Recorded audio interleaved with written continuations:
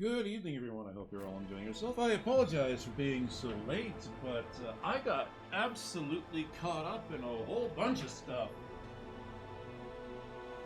So yeah,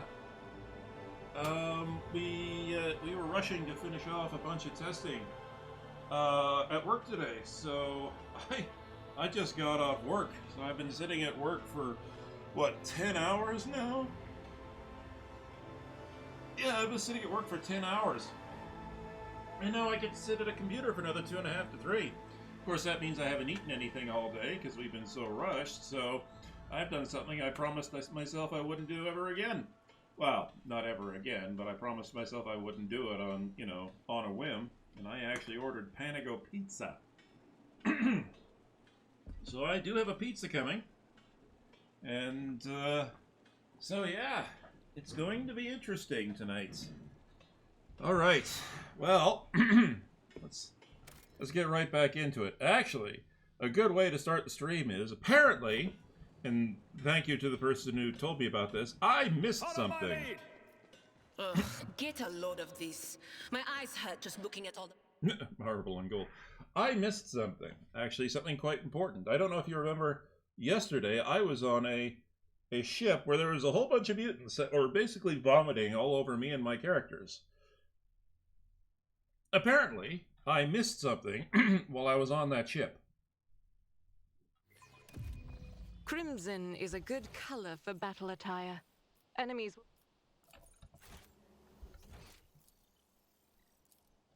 My augmentations allow me to function effectively, even in the event of extensive blood loss. This is what should concern those who dare to stand against the servant of the... Just quickly sneak out of here. Also, someone has warned me that for the most common routes that I travel, I should actually be reducing the danger of the warp routes. So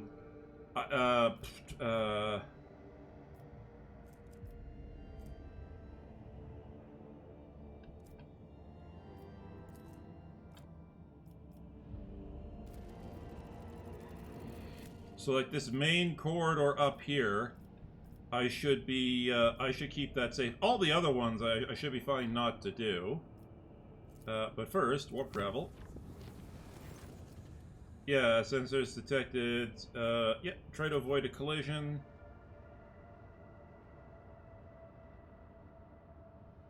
The unplanned maneuver took a toll on the crew and the ship, and yet it worked. Okay.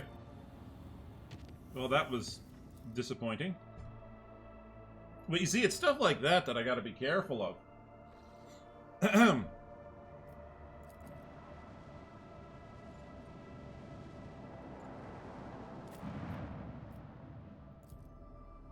So we'll quickly sneak back in here and take care of the goodies.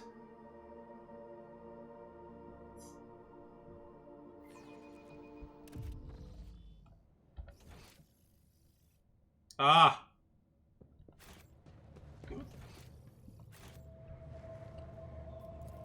Excellence matters.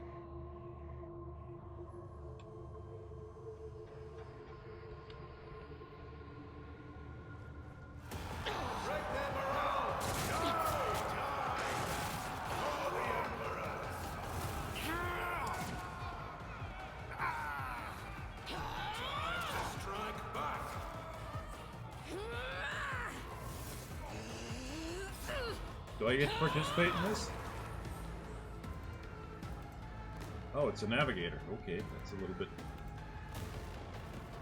a little bit disturbing.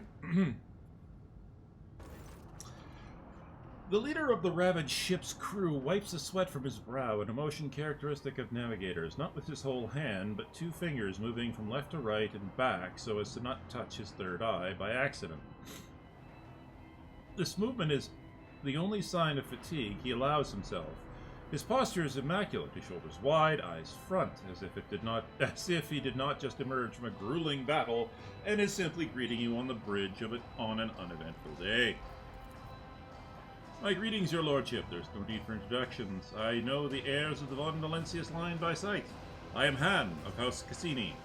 The navigator on this vessel, and as senior surviving officer, I assume command after the incident. Lady Navigator, what an unexpected and pleasant meeting, considering the circumstances. Han decorously dips his head to Cassia. I have not had the honor of being personally acquainted with you, but, of course, I know the emblem of House Orselio. How fares the Honorable Regent? Cassia Orselio. She offers a reserved nod. Cordiality will not disguise the ice-blue coldness of your words, Navigator Han. However, I will tell Regent Aranto that you inquired after his health. You may pass on my best wishes to Novator Cassini. And now let's set the pleasantries aside. I'm sure the rogue trader would like to ask you a few questions. As Han speaks, others glare at you with dour attention. Up close, you can plainly see that every one of them is a mutant. Their faces and bodies bear...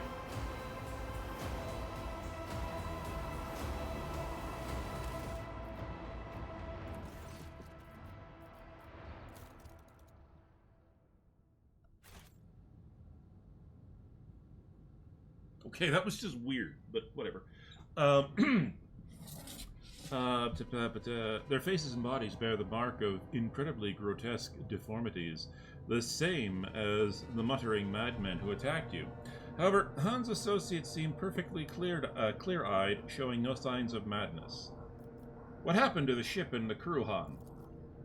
The ship is assigned to the port of Dargonus. Some time ago, the captain was instructed to deliver a package, urgently, by hand, to you, your lordship. We were even shown a pict of your face.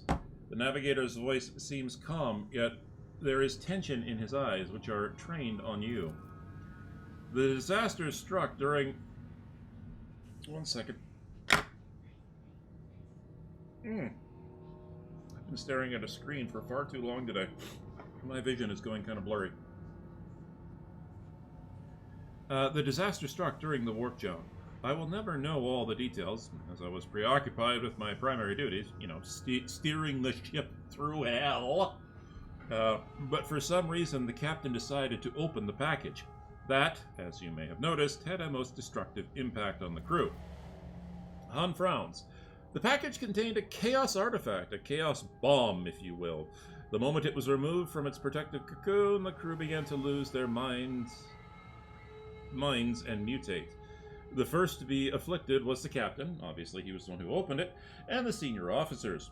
But the effect spread with incredible speed. Every deck was consumed by it, every last one. The raging mutants, no longer sane, damaged many systems. The ship was in distress and would have almost certainly been destroyed had I not resorted to making an emergency exit from the warp. The people you see here are the only survivors, or rather, the only ones who were able to retain both their lives and sanity.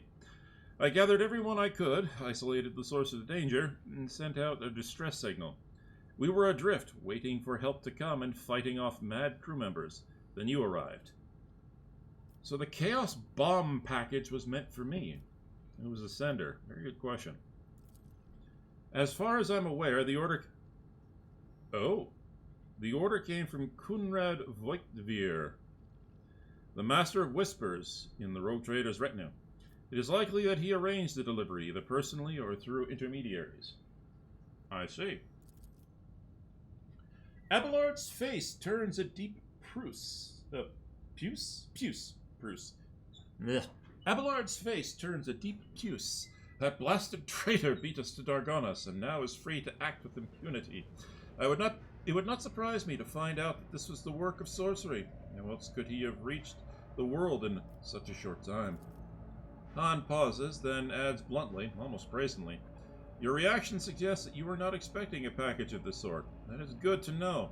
I had almost convinced myself that the rogue trader was deliberately collecting chaos artifacts." Yeah, I'm not tainted by chaos, and I know absolutely nothing of this package. I give you my word as a rogue trader. He gives you a searching look, then bows his head. I beg your pardon, your lordship. I saw the terrible death of the entire crew with my own eyes. I was forced to bring the ship out of warp by means of an emergency maneuver. And then I had to fight my former comrades, insane and twisted. I am tired. However, the sender wanted all of this. Han makes a sweeping gesture at the destruction and the corpses of the crew members around him to happen to your ship, not ours. How were you not affected by... Were you not affected by the mutations and madness? That's a good question. Well, that depends. I was born a mutant, you see. This is true. Han smiles, and grimly and wearily. Navigators are taught to resist the influence of chaos, and so I have been. As best I could. But I will be frank with you. I cannot be certain that I have avoided it completely. There have been no visible indications yet. All signs point to Han telling the truth, but you also notice clear evidence of how difficult it is for him to struggle against the corruption. He's extremely tired, practically exhausted. Alright, where's the artifact now? The tension in his posture and gaze becomes even more noticeable. I have placed it inside a protective sarcophagus, more reliable than the previous repository.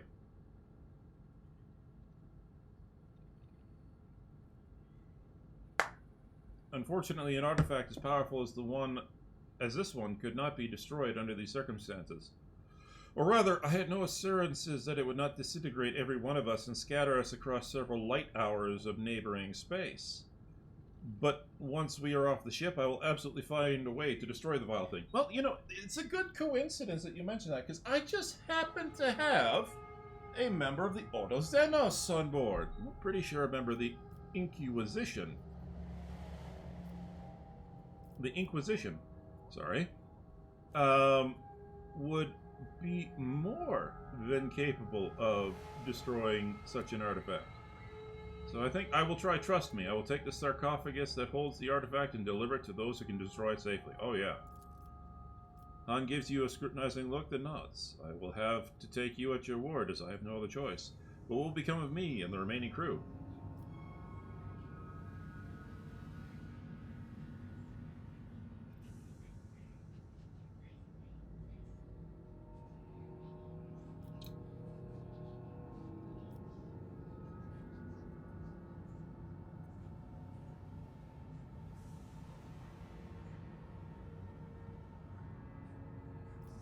This is a toughie. This is a real toughie. Mutations are fine, to a degree. Mutations are fine. There's tons of mutants all over the place in the Imperium. But this is a chaos artifact.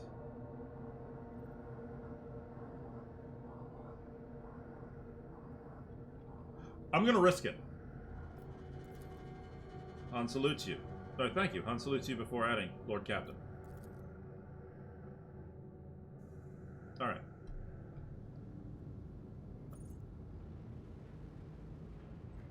We need to investigate.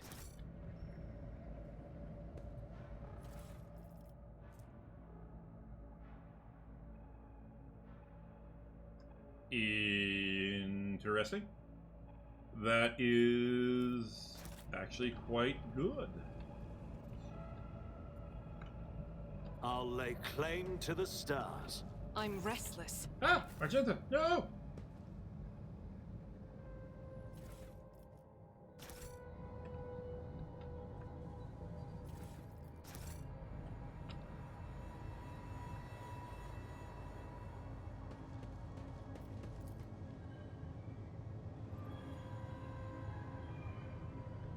Okay.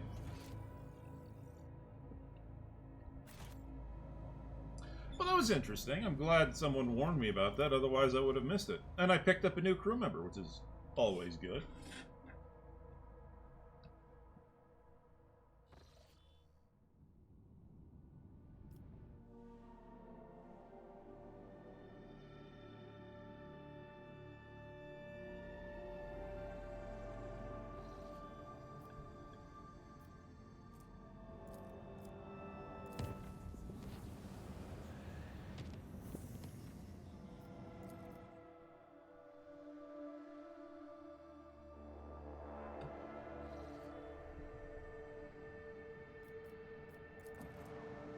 Alright, back to Janus. Alright.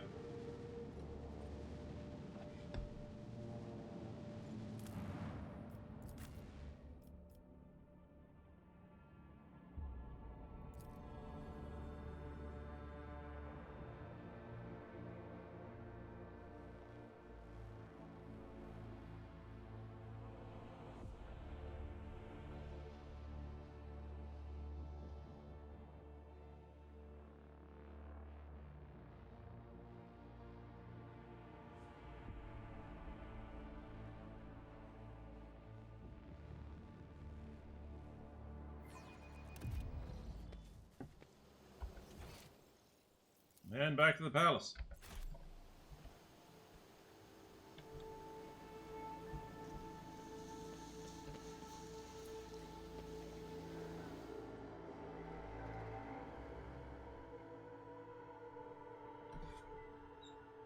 Oh, that was a good back crack. I didn't even mean to do that. That felt good.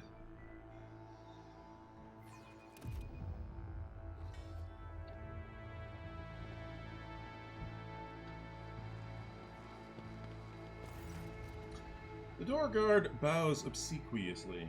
Lord von Valencius.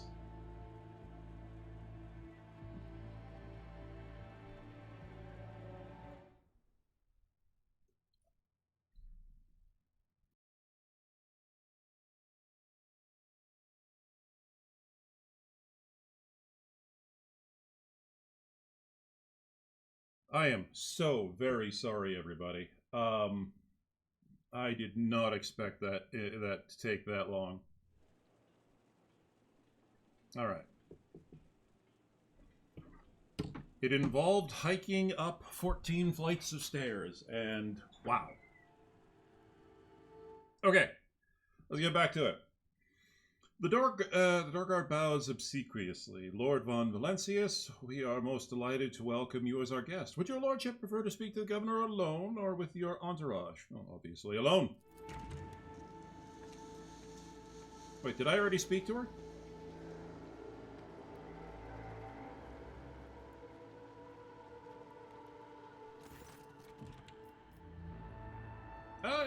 Who's this person standing next to you? One of my ladies-in-waiting, Amalia. Amalia performs secretarial duties and helps me to remain in constant contact with those families who are most responsible for the productivity and prosperity of Janus. I trust my advisors implicitly, and over time Amelia has become not merely a faithful companion, but almost my shadow. Losing her would be like losing my right hand. Masturbation joke. I'm not going to go there.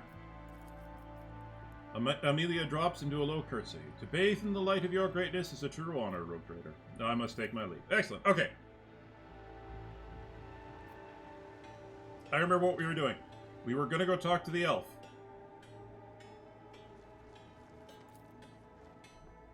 And yes, I know, technically they are Eldari. But let's be honest here. They're space elves. Like, basically, Games Workshop took a look at Vulcans from Star Trek and went, we want those! And then they said, but we don't want to make it obvious that we're making Vulcans from Star Trek.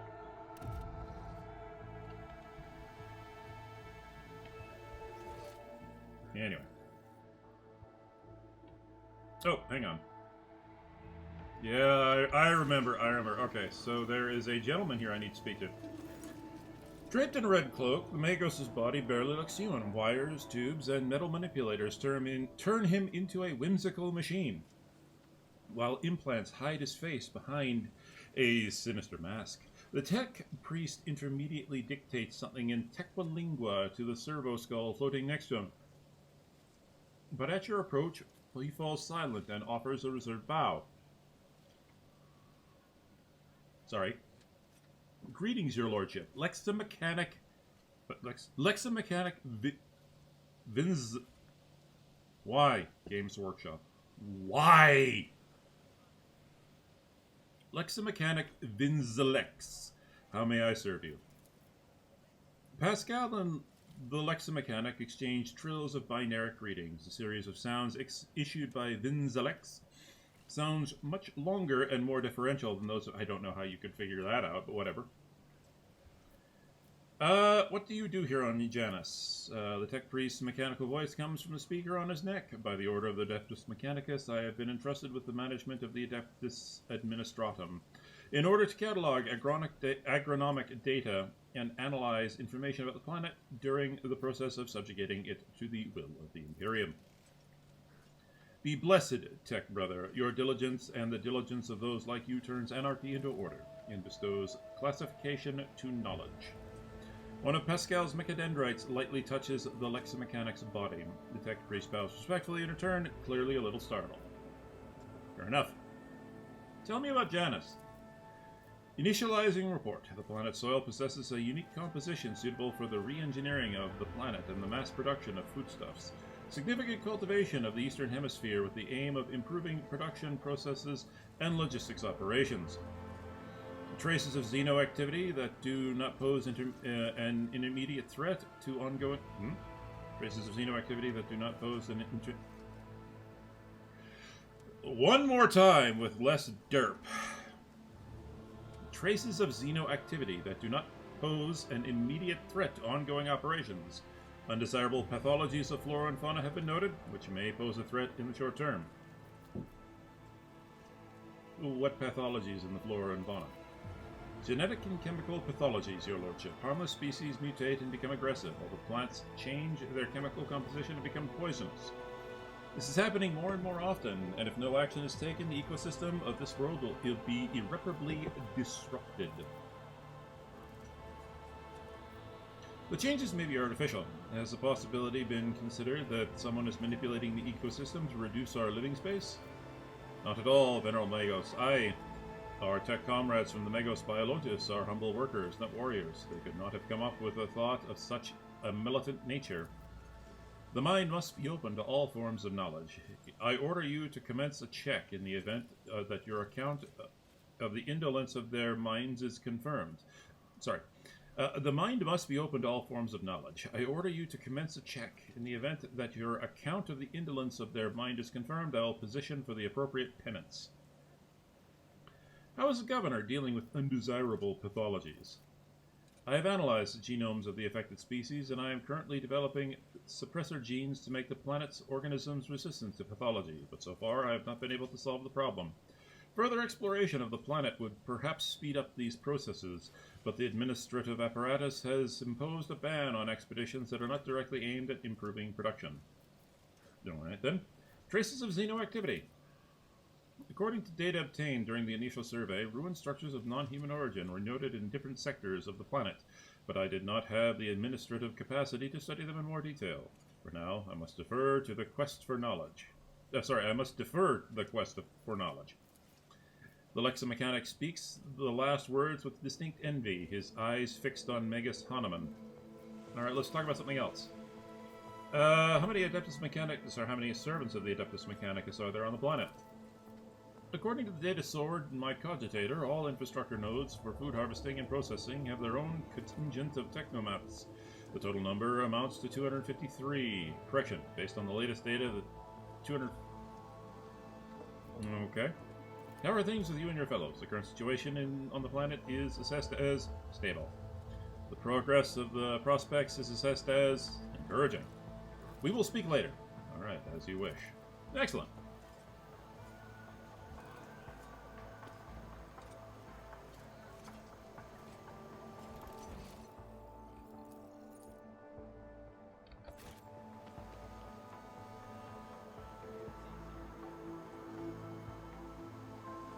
We all moved up.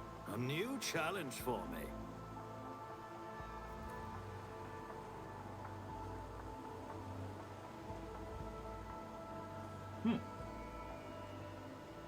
Sins hidden in the Wrong one. heart turn all to decay. Iliad Lenevis greets you, Elantark. You're not a mutant. I have met souls like you before. You travel a path that offers you enlightenment.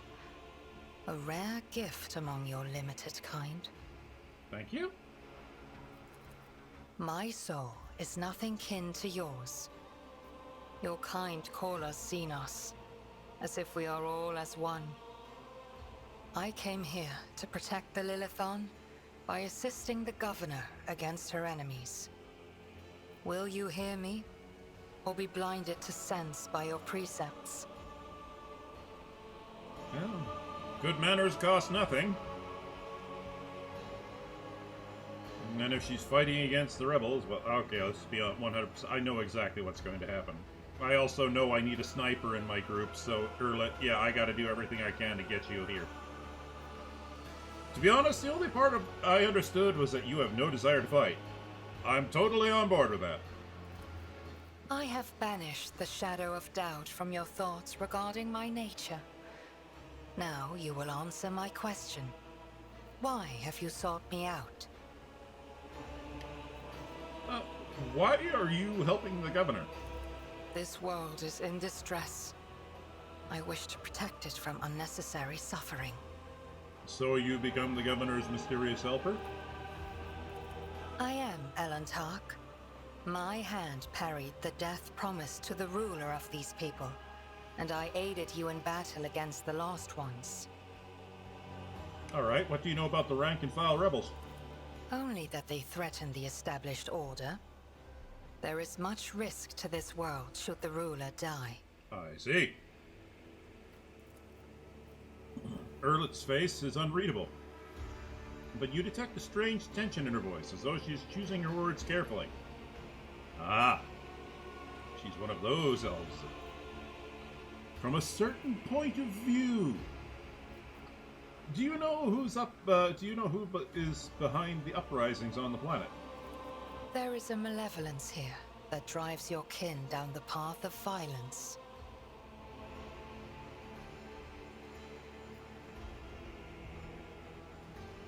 Okay. I spoke to the Magos in charge of operations on this planet. He says something has gone wrong with this world. There are spontaneous mutations, animal attacks. Maybe you have something to say about that. The Lilithon is expressing her wrath. For centuries, this world has resisted the brutality inflicted upon it by soulless machines and unmindful creatures. But what the machine man told you, that is something else. Something more frightening. The planet is fighting an evil that has taken root in its very cradle. I see. Okay. How did you come to be on Janus? The world you call Janus was once created by the will of my kin. I have far more right to be on the Lilithon than any of you. The Maiden World, fair enough. Why do you call me Elantark? Because that is what you are. Elantark means stranger Elantark. from the darkness amidst the stars. You descended on flame-winged machines in a dark time when the air of the planet is soaked in blood and pain. Will you be the one to bring peace to the Lilithon? Well, that's my goal. Okay, I must take my leave. Wait, what? Elantark? Your answers aren't particularly helpful. But you are not asking for help, Elantark. You are merely asking questions, the answers to which are either unimportant or wreathed in shadow. Explore this place. Speak to those who know. A simple task for you, and an insurmountable challenge for me, since my very appearance provokes fear and suspicion. When you learn anything, tell me. Perhaps then my answers will be helpful to your search. If you want, you can join me. None of the locals will dare look askance at you in the rogue trader's presence. So be it. I will go with you. Continue. I am ready, Elantark. Let us go forth. Irlet is a Xenos, one of the Asirane. She is a rain. That doesn't give me any. Okay. Who follows the path of the outcast. And her skills in range combat are without equal. Does not use human weapons, can wear either Eldari armor or if she learns the feature, Drukari armor. Okay. Irlet's unique ability ends her turn. However, at the start of her next turn, she will make an attack that. That's actually quite good. I do not need Abelard anymore. But I do need Adira. She is my buffer. Alright.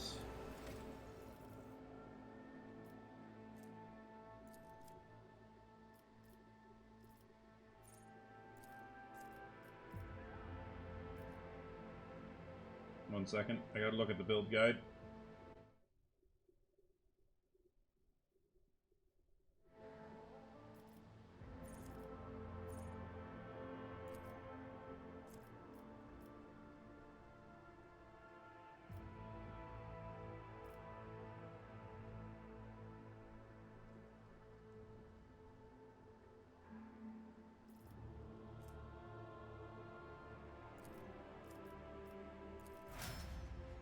Alright, we're good to go.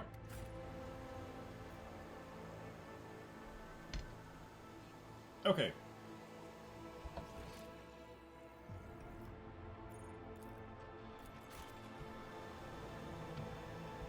Grab all the loot we can. It's time for me to go full loot goblin mode. Because you never know what's good here. This Explorer tool is blessed with multifunctionality. Oh, yes, that reminds me. Erlet. Yerlet? Yerlet? I'm not good with pronunciation. Yes! Take the Wanderer's Portent. Pop it over to her.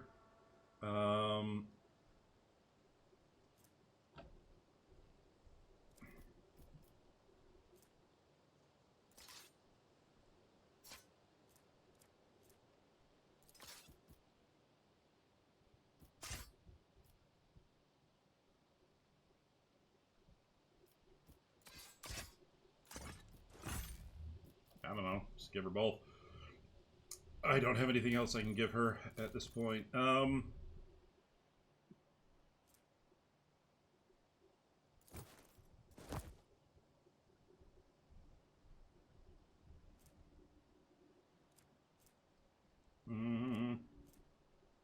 Distraction cape.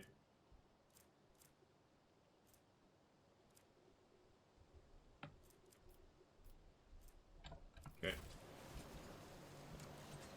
Victory awaits.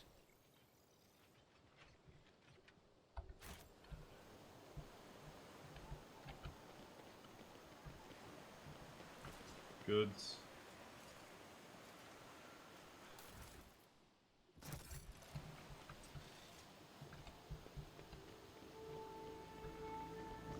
Old servant. Hearing your footsteps, my voice cracked. Hearing your footsteps, the elderly servant grabs an injector and stabs it into his arm. The area around the needle immediately starts turning black. You're too late, Viat dogs. I am the master of my own fate. But when he gets a better look at you, the man drops the injector in astonishment and seems poised to prostrate himself on the floor before you. It's you, your lordship. The God Emperor must have brought you here. I beg you, help the rebels save Janus. He doubles up, hugging himself, and is racked by coughing that leaves his lips wet with blood. Forgive me, your lordship. If only I had known it was you. My eyes deceived me. We have little time now, but I swear I'll tell you everything. That's convenient. Looking closely at the old man, the tech priest utters, nerve toxin. The inevitable cessation of vital function is to be expected in no more than 60 seconds. Well then shut up and let him speak! Silent clicks emitted by the visor indicate an ongoing pict recording.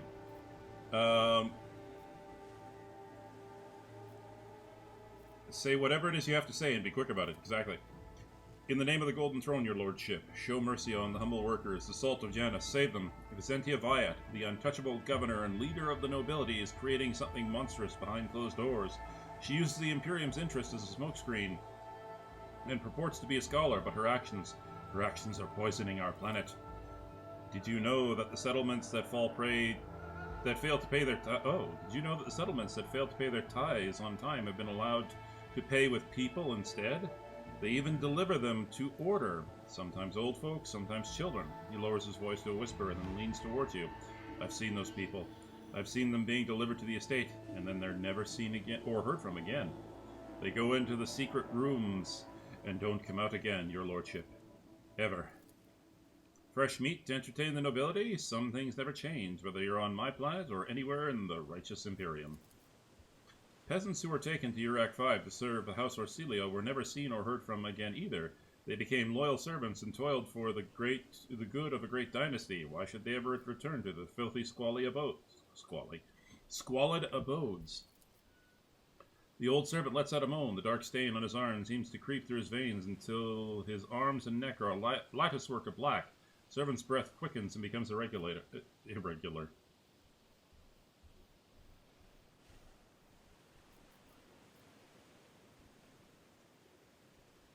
You can still be saved. No, don't waste your time on someone who's as good as dead already. I'll depart this world happily, knowing I'm free from the clutches of that monster sitting on the governor's throne. I see no shadow of deceit behind your words, and even so, I would have noticed. I know I would have noticed the signs of which you... Erlet's face tenses like a taut string, and doubt creeps across her face, except whenever Vizentia hosts one of her dance parties. She sends me away to search for the rebels, into the forest far... Well, okay. You accuse a rogue traitor as appointed governor of heresy. If your words are false, they themselves are tantamount to heresy. But if what you say is true, if it's true, then your sacrifice will be to your credit, my good man. Argenta utters these last words with impassioned conviction. I swear I'm not lying. Pray for me, holy sister. For me and for all of Janus.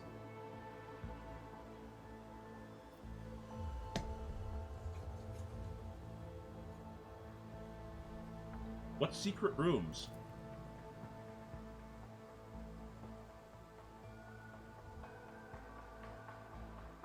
Hidden chambers deep within the palace. I've never been inside, thankfully. The servants who are allowed in, the ones the governor trusts, they change. She changes them, pretties them up, defiles them. The old man starts to convulse, indicating that he's close to death. He raises his already unseeing eyes to you. Your lordship, if you permit a dying man to make one last request, don't tell anyone that I was the one who unlocked the doors. If you do, they'll go after my family, my home. All right. I will keep your secret. Please, save us. Save Janus. The servant rasps violently and collapses on his side, racked with convulsions. I see. None shall stand in my way. Abelard's just right over here. He's just, yeah, you know, chilling in the garden.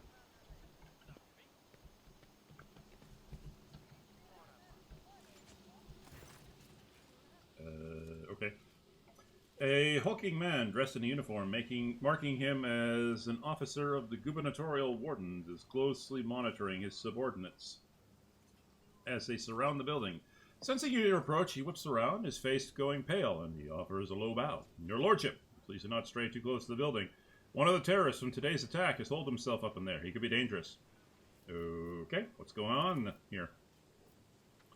Ready to report, your lordship. We conducted a sweep of the area after the attack. All of the assassins were arrested or neutralized except for one. The officer scowls darkly. He sealed himself inside. He's already injured two wardens who tried to reach him. But there's no need to worry. We'll poison him and clear out the last dregs of dirt from the estate. I want to talk with the person inside. Are you sure? It's not exactly safe, your lordship. I want to solve the problem without too much blood or fuss. The officer takes a breath. As you wish, your lordship. At the officer's signal, the wardens take a deferential step back, clearing your path to the door. Excellent. I won't tolerate weakness. When you approach the solid-looking door, a high, boyish voice shouts out, "Piss off, you won't take me alive. Better to put a bullet in my brain than let the governor's dogs get their hands on me." Examine the door. The door looks solid and formidable, but you notice dark marks on the hinges, a sure sign that the material is degraded. The lock doesn't look new either. With a suitable tool, it could easily be opened. I am Seth, rogue traitor and sovereign of this planet. In the name of the Emperor, open the damn door. For a long time, nothing happens, and the door opens with a quick click. I miss having, like, my fellowship up so high where everything was 100% chance to do it. The space is small, and the corners filled with inky black shadows, but you can still make out the person in the room. He's desperately gripping a discharged las gun in his hands. The rebel looks at you in amazement. It really is you. The young man, practically a boy, falls to his knees and stretches out his bloody hands towards you. His clothes are burned on one side and grimy with baked-in blood. Your lordship, have mercy. You are the sovereign of this planet. Only you have the power to save us. Youth is a time of recklessness. I heard the same said more than once in the Schola Progenium and during my novitiate. But youth is also a time of directness. Let us listen to this young man before we judge him. Adira looks to Argenta a little confused, as she did not expect such gentleness from her. I agree with the sister here. Oh my god, I'm shocked. People don't become rebels because everything in their lives is rosy, and the kid's green as grass. I'd be ashamed to kill him for nothing. Something is wrong on Janus. I can feel it. Maybe you can shed some light on it. All right. Save you from what? From Governor Wyatt. Well, that's two people now. Everybody here knows what she's doing to us. We've put up with it for a long time, hoping someone would intervene and help us, but nobody ever did. She's turned the whole world into a slaughterhouse. People are rounded up like groks from the settlements, supposedly to go to the palace, and they're never seen again. Her servants pour something over the fields, and then people lose their minds. They start hearing voices and seeing evil spirits. And while we're dying, she's sitting behind her white walls and feasting on our bones. I see. Erlet's face twists. Sacrifices, madness, pain, and death. Even in so primitive a society as this, such rites seem senseless, not worthy of such efforts. What is this, a random quirk of nature or something darker? I was taught that peasants have a tendency to exaggerate their suffering due to sloth and weakness of spirit. But this young man, vermilion thorns pierce every centimeter of his body, and gray shackles bind his hands, feet, and neck. There are no lies in his words, only terror and desperation without end.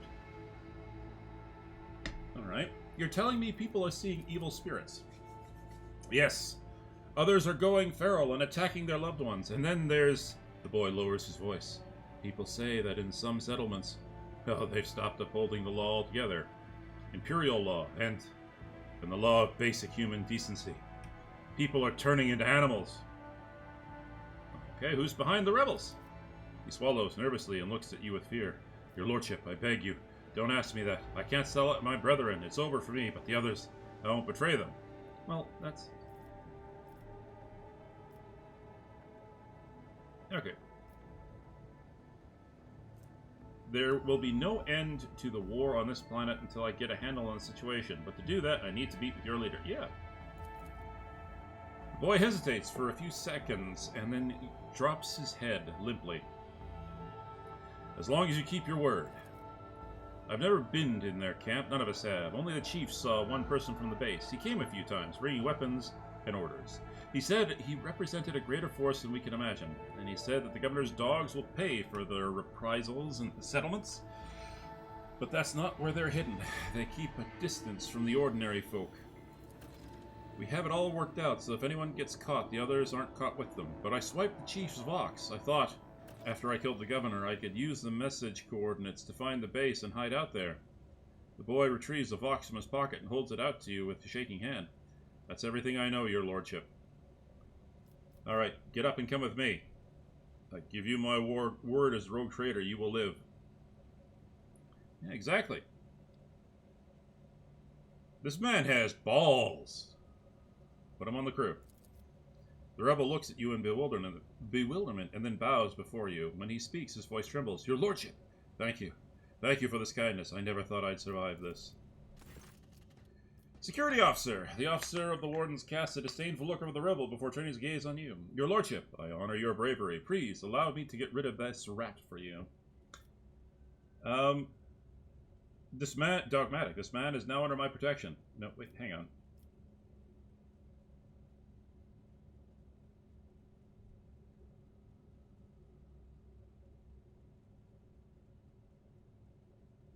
Yeah, I made a promise, so iconoclast.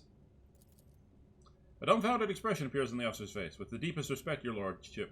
The officer thinks better of his next words. It will be done. Excellent. It's all part of my plan. What do you mean? It's all part of my plan.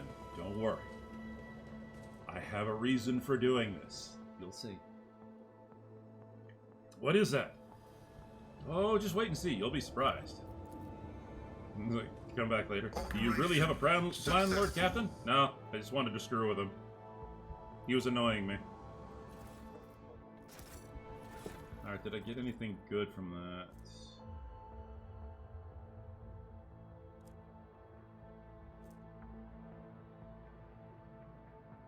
Do I need carouse?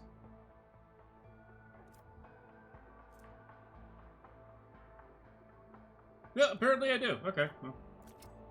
Pop that on there, because I got plenty of room for it. What is carouse doing again, anyway? Oh. Cool.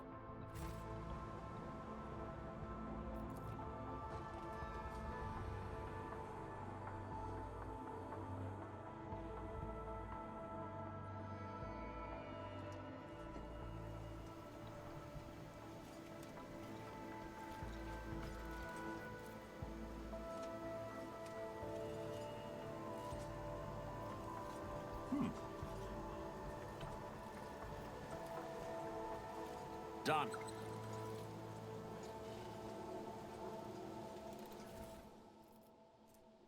Hot shot las gun.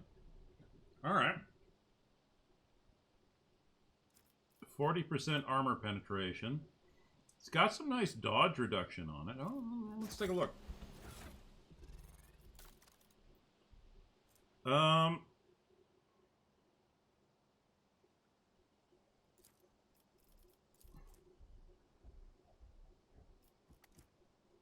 I'm kind of curious. I wish there was a little bit more description on this, because I'd like to know why it's called the Hotshot Las Gun. I notice it doesn't have a stock, which is kind of odd.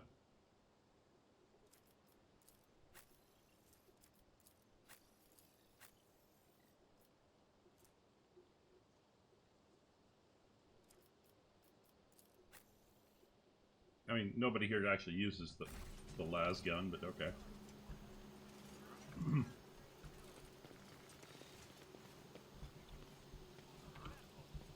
Dead bodies.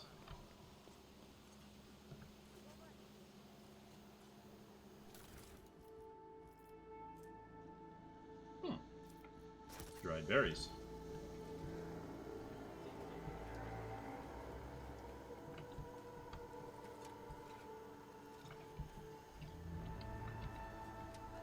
I can't go there. Follow my lead. Just do a quick tour around. Make sure I... Oh, yeah, there's something over here, isn't there? I seem to remember. Yes, there's a beach.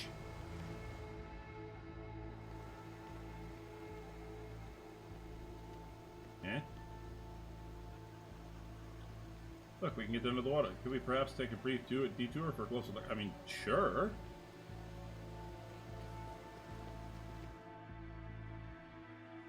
Forgive me for so boldly stealing... Oh! Oh my! Forgive me for so boldly stealing you away from the others. It's just, I simply wish to spend a brief moment admiring the breathtaking nature of this place. Reflected in Cassia's eyes, the bright blue sky looks as though it's engulfed in a blazing sunset. Within the station's walls, I could never hope to see anything like this, a sky or sea or green leaves. I only knew them from the meager memories of my childhood. Or perhaps my mind simply made those up. Even my books, my heart and mind's blissful escape, could do little to help me. When a scribe grows so used to what surrounds them each and every day, they begin to take it for granted, and they never think to write just a few lines about it. But for me, to marvel at the grand canopy of the sky again is a true blessing.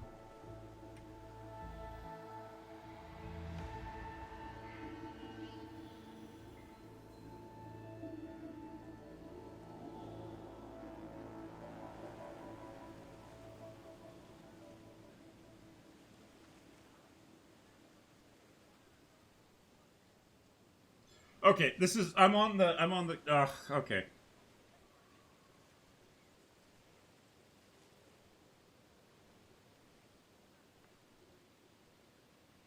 I'm just gonna start flirting. I'm going to pick a flower.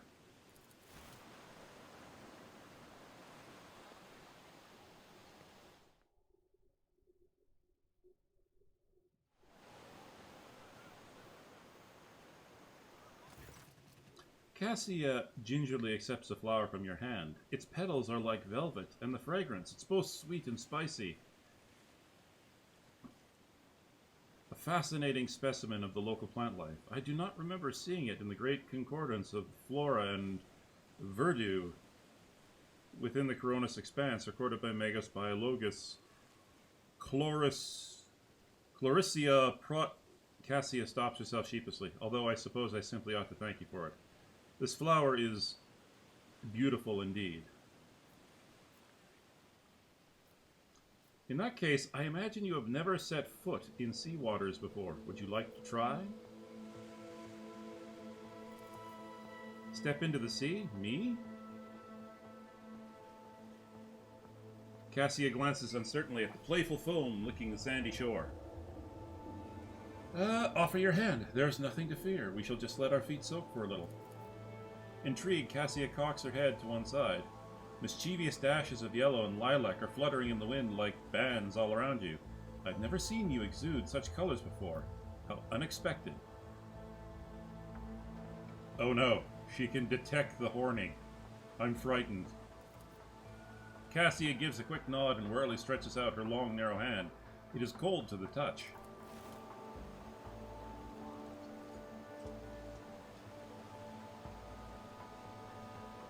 Oh, that's adorable. At least take your boots off.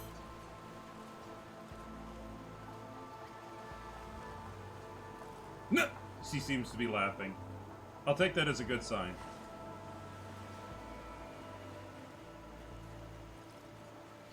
Oh! Oh, that was coquettish. The sea, it's so wet and cold, and the tiny pebbles tickle my feet. Cassia's reserved seriousness gives way to genuine wonder. I never thought it would be so agreeable, and a little startling. Thank you for encouraging me.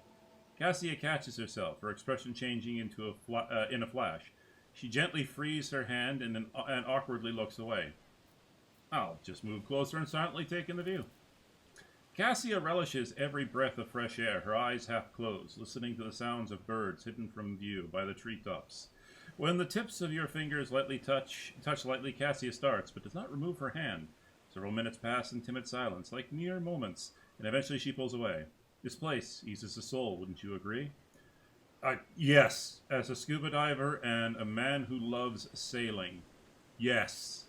There's just something absolutely soothing about being near the ocean and like this. Heck, even being near the ocean during a storm, it has its own sense of serenity to it, as weird as that sounds. Already? Yes, of course. I think I know what my next painting will be.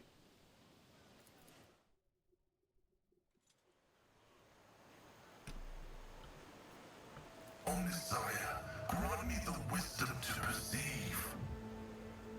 Did I get that?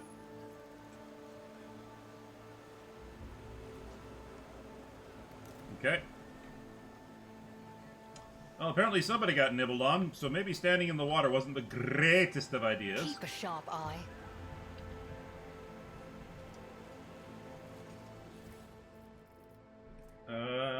10 fellowship and 10 commerce. Well, Cassia actually... What?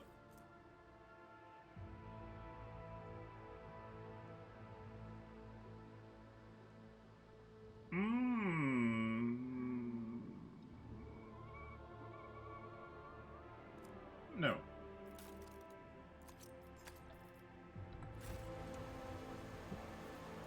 Did I mention that my whispers tell me jokes?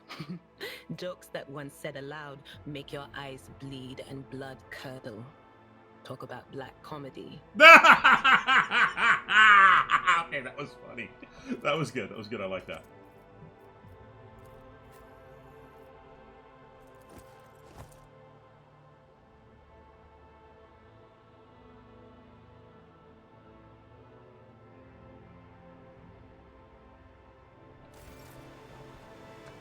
Alright,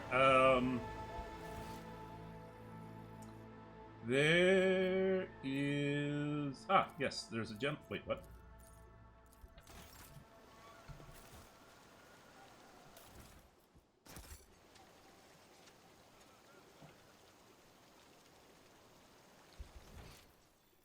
I'll lay claim to the stars. Damn right we will. Attilas Quint. Quint, I need to talk to you. There we go. The stooped man wearing a cloak of the Adeptus Administratum is reviewing information on a data slate while his quietly whirring mechanical arms fill a long scroll with writing. Upon noticing you, the man stretches his thin lips into a smile and deferentially bows. The light in the eyes of the servo skull hovering over his right shoulder gently pulsate. Your Lordship, what an honor it is to address you in person. Allow me to introduce myself, Attilas Quint, Perfectus of the Officio Agricultae. I will preserve the record of our conversation forever. Well, what record of our conversation? Your Lordship, I painstakingly record every conversation with high-ranking personages, and afterwards I fill out all seven accompanying forms personally. Attilas rolls up his completed scroll in a practiced gesture, so stows it away and pulls out a new one. Your words and judgment are in good hands. Okay. Attilas's mechanical fingers fly over the scrolls as he fills in another line. And of course, what great fortune it is to see for every first time and for the first time.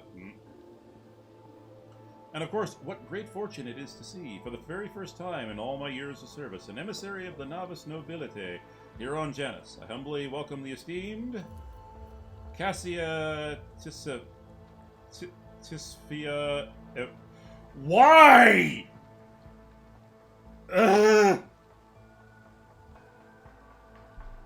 Cassia Tisphia Everalia. Cassia Tisphia Everalia, Lady Navigator of House Arcilio.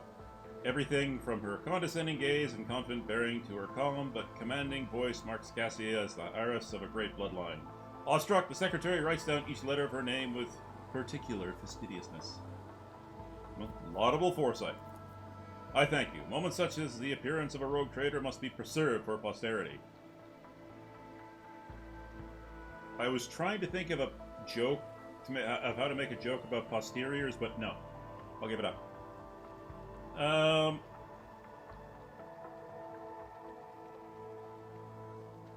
Tell me about Janus. What is happening on the planet? Alas, your lordship, the rebellions have caused us too many problems in recent times. The rebels are interfering with established processes, interrupting supplies, sabotaging the serfs' work. A few nobles have even been killed, and worst of all, some of the victims occupied important administrative posts. Until the replacements pass their checks, complete all their induction forms, and go through the official appointments procedure, the important paperwork is going unsigned. It's a bureaucratic catastrophe. Yeah, because God knows there's nothing more important than goddamn paperwork. I'd rather start a shotgun than do that.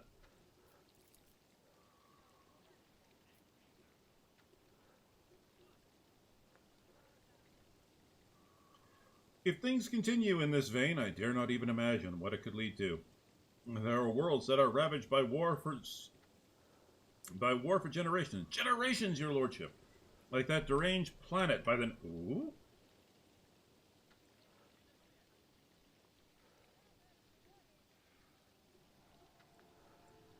This is what? If things continue in this vein, I dare not even imagine what it could lead to. There are worlds that are ravaged by wars for generations. Generations, your lordship. Like that deranged planet by the nameless star. So close to our own peaceful system. The inhabitants there are supposedly live under the patronage of rogue trader Winterscale. I shudder to think what he has created. Okay, that's definitely a rumor I gotta investigate.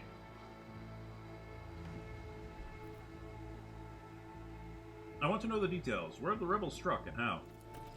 Of course. I'd be delighted to furnish you with all the information I have. In the last few months, 15 organized attacks and 7 terrorist attacks have been perpetrated. Irrigation equipment has been sabotaged in the agrarian sectors 3 to 5, transport routes 27, 413, and also...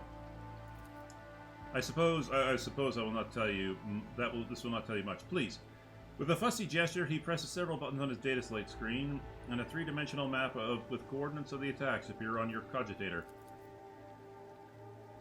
Who succeeded it for me? Of course, it was Pascal. The data is superbly collated, and the map clearly displays the actions of the rebels. At first glance, there seems to be no logic to their campaign, but after analyzing the data and the features of the terrain, you notice a clear system indicating a geographical pattern to their attacks. Who's directing the rebels? Does anyone know?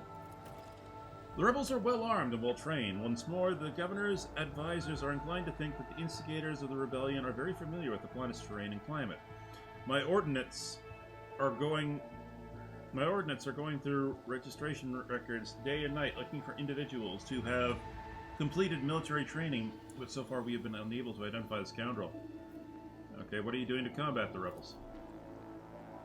Our security services are tracking those who support the rebels, and our regular wardens are wiping out these saboteurs without the slightest mercy. But they keep appearing. My scribes have been run off their feet, keeping records of all public hearings and executions, but I'm confident the governor will soon find the solution. Alright, that's enough for now.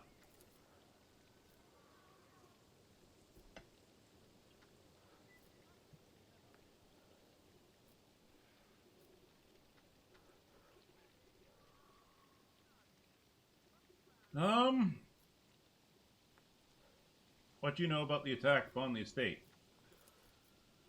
A disgraceful incident. Simply disgraceful.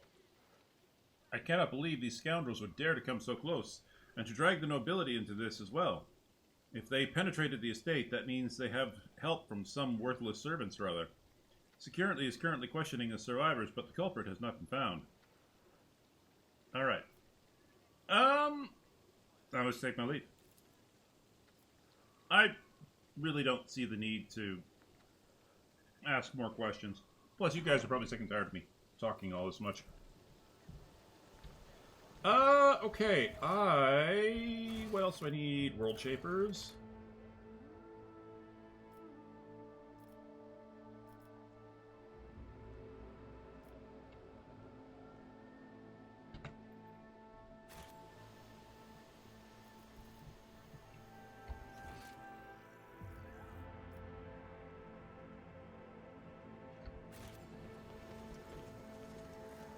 Victory awaits! Galantak. Earlet gestures for your attention. As you once sought my help, now I'm seeking yours. The time has come to dispel the final shadows on our path. Okay. I have hidden the truth from you. I know a great deal about those who are disturbing the peace of the local ruler, and I also know where they are hiding. Allow me to show you the way, on the condition you bring me to them. Alright, sure. Why did you not say anything? No other path was open to me, but now our paths align, and my decision was motivated not by caprice. Yeah, not by caprice, but by reason, which compels me now to be honest with the person who can fix all of this. Well, it's nice to know that I can fix something. Everything you have discovered, everything you have learned from your kind, they are all traces of the same calamity, a calamity that will eclipse the strife and wars on the face of this world. All the signs were plain to see, but I was here. All the signs were plain to see, but I was here, and the Monkai failed to recognize the coming storm. Please follow me, Seth. You must, if this world truly matters to you.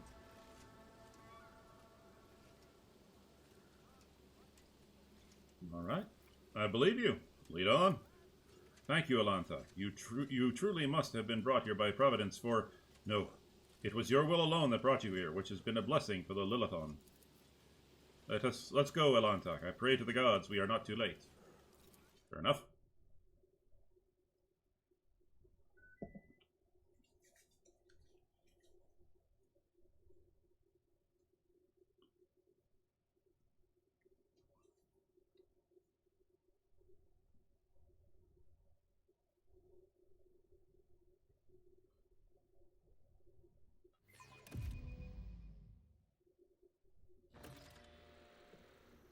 Ah.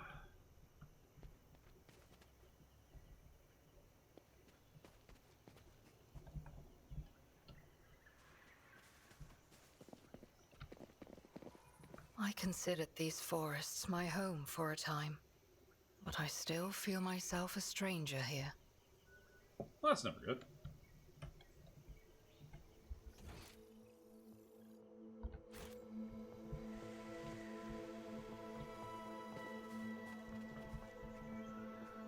It's about time.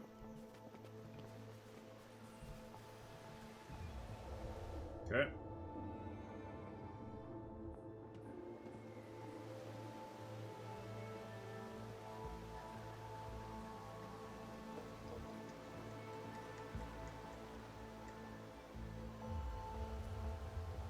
I see, okay. Well, this is going to be annoying.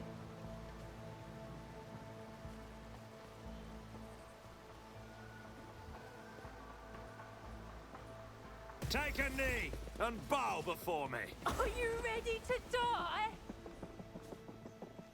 They let me get really close before attacking. That was kind of silly.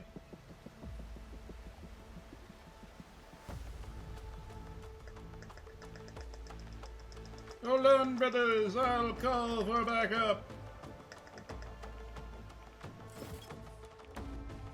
Of course you will. Of course you're going to go out of your way to make my life a pain in the ass. Okay, how do I want to set this up?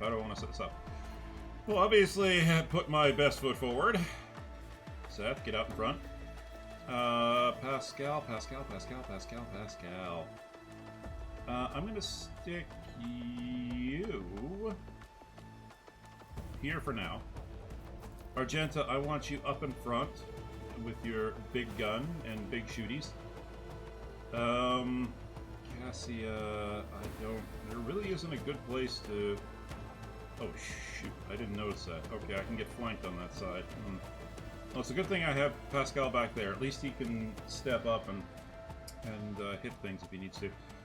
Cassia, for right now, you're gonna go right there. Earlets, obviously I want you back in the sniper spot. And Idira, let's park you on the bridge. A little bit further forward, actually. All right.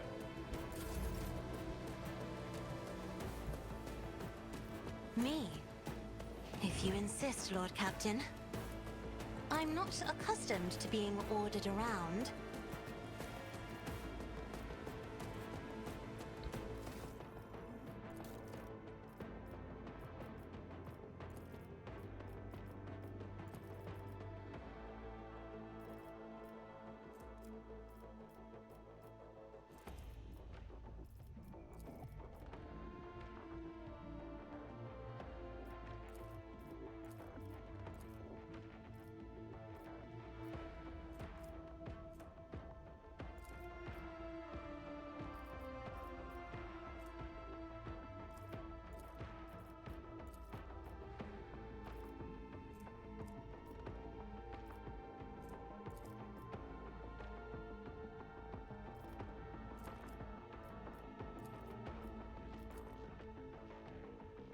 I think that's everybody. Okay.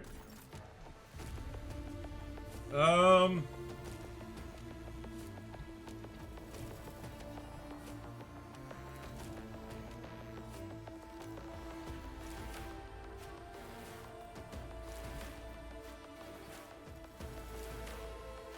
chance to take out both? I'll This take it. tedium is beneath. I hear you moving. No more. Hee.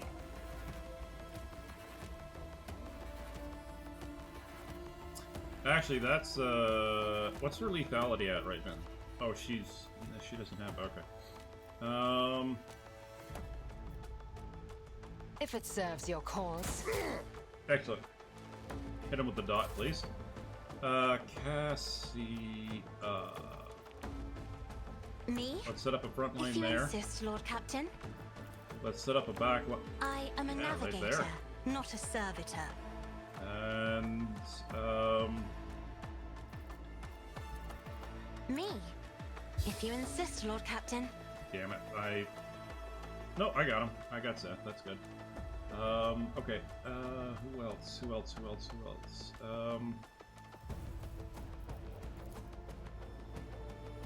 I'm not accustomed to being ordered around. You just move him right up to Seth.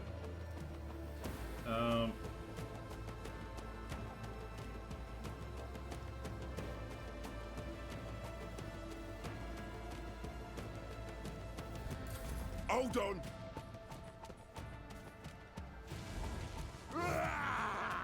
Oh, that was tight. I'm here, maggot.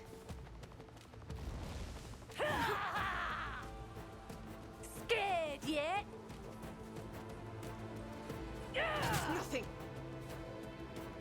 Let's get to it. You didn't stand. Oh! Oh. I'll live another day. Well, that was one hell of a crack grenade. Okay.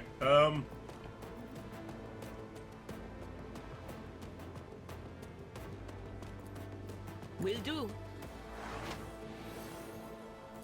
Anything else?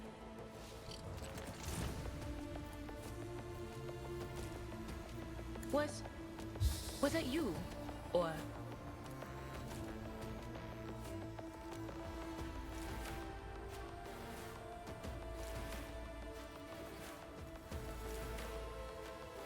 Yeah, Anything sure, else? go for it. Farewell.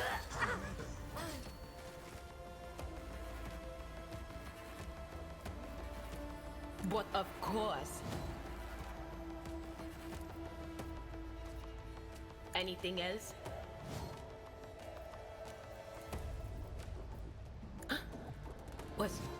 Was that you? Or...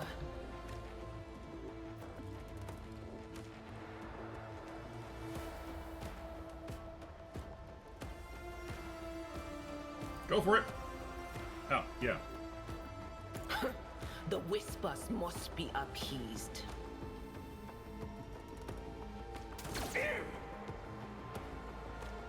I have wrought your downfall. Cool.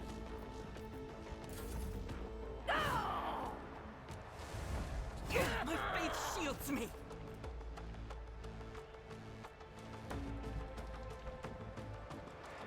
I think I did a bad job positioning her.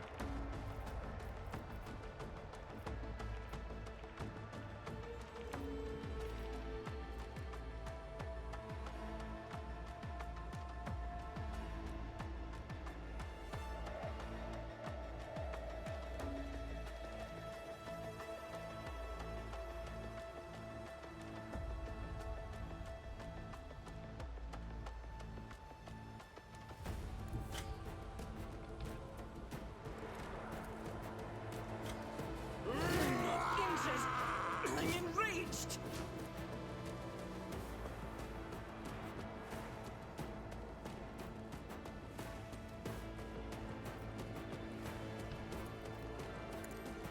This is why I was chosen.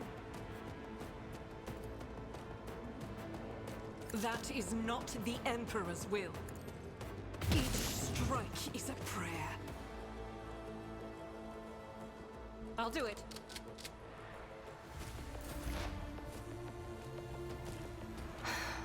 If I must.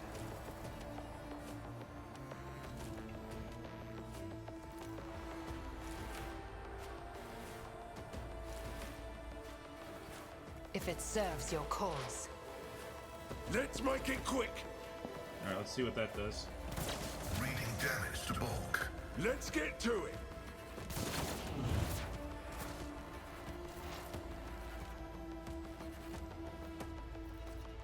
My vow is to serve.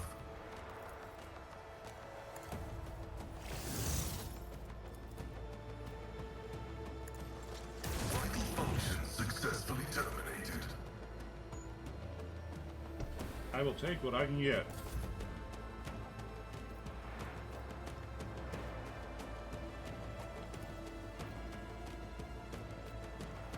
All too easy.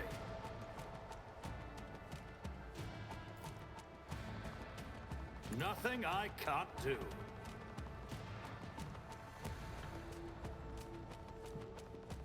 Not a problem for me.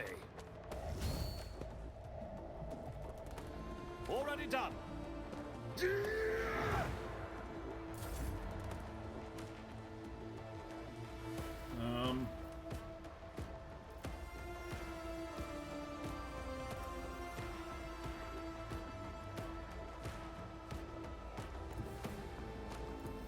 Be careful not to cross my gaze.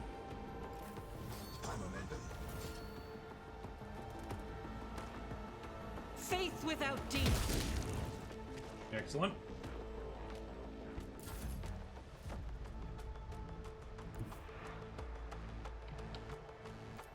Emperor, give me strength.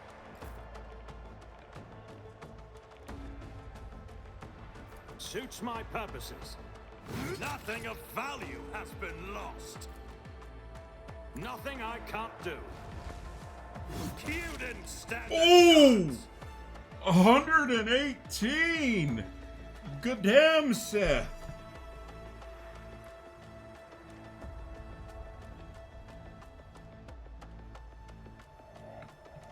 Not a problem for me.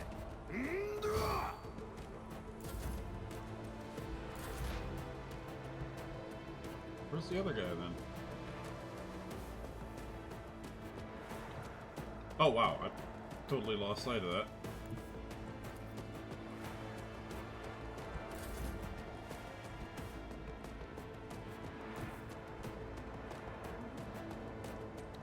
Doubt is for the weak. As the Emperor commands, I act. None can escape the Emperor's judgment. And that is why Argenta I'll is do it. so sexy. I was going over the build guide for Argenta, and basically the build guide for Argenta is mag dump for max damage.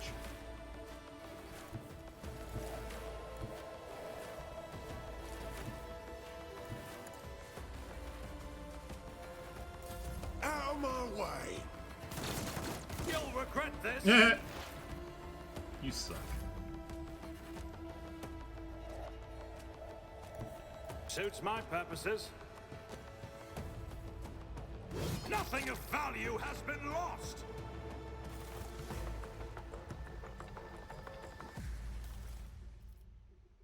More goodies.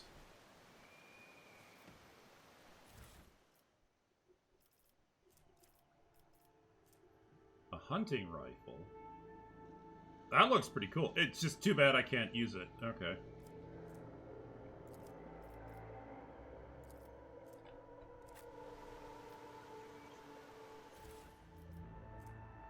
A weighty axe. Oh, what's this? What's this? 7 to 11 damage. Okay, never mind.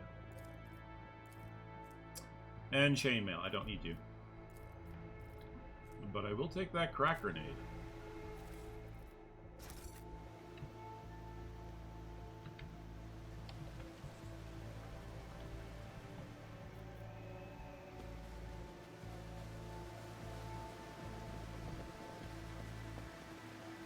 You're always praying, Cog. Don't you ever bore yourself? Do you even know what fun is? What about jokes, huh? Okay. The concept of humor has been detected in the catalogue. Demonstration. An ignorant layperson, a low-status candidate for servitorization, and a blasphemous augment thief walk into a bar, deprived of the undersized blessing. I actually kind of wish they'd finish that. The Emperor favors me today. The premonition runs true.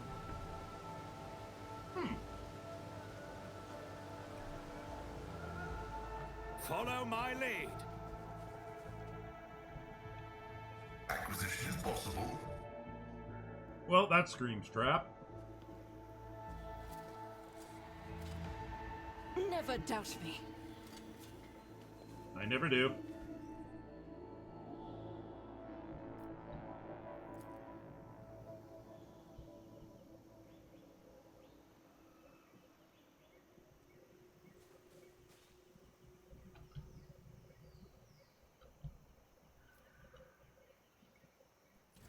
Trap. Trap.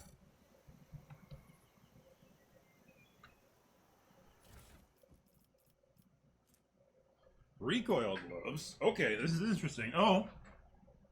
Argenta could really benefit from those.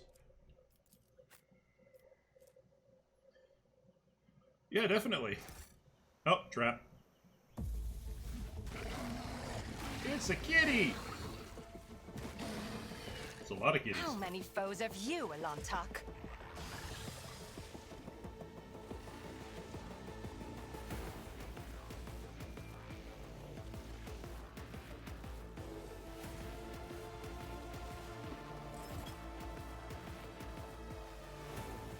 Really? I wasn't ambushed? Okay.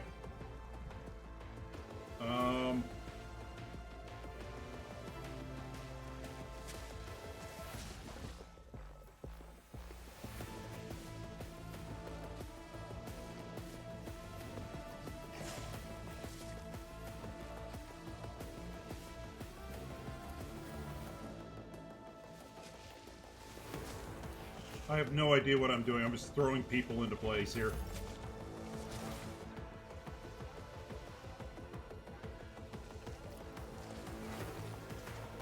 I will take that.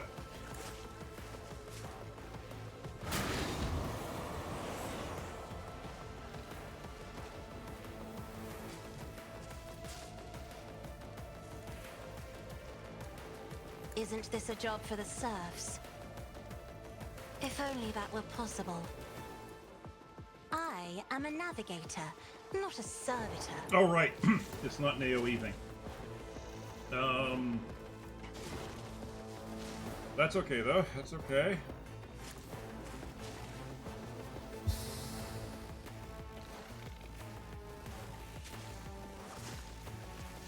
All right.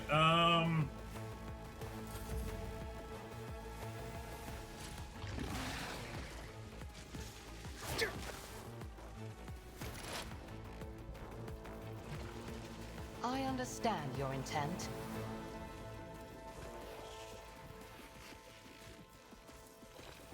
This tedium is beneath. Fortune favors the swift. If I must. Really?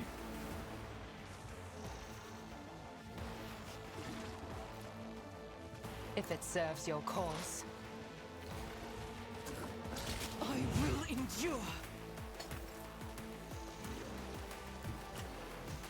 I will bathe this battlefield in righteous fury. I didn't expect that to happen. Oh, crap. Anything else? Will do.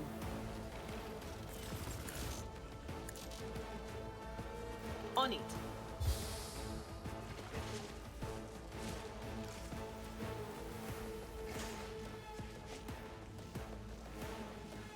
Anything else?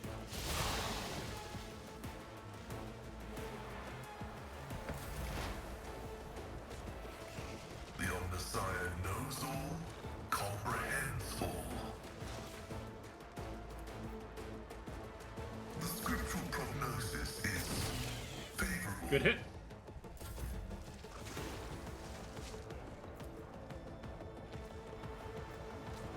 Nothing I can't do.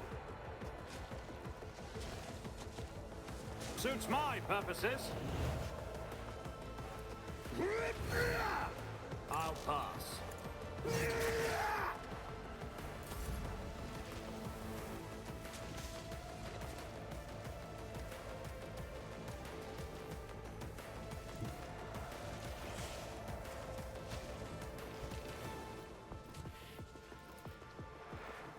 Battlefields are always drowned in scarlet.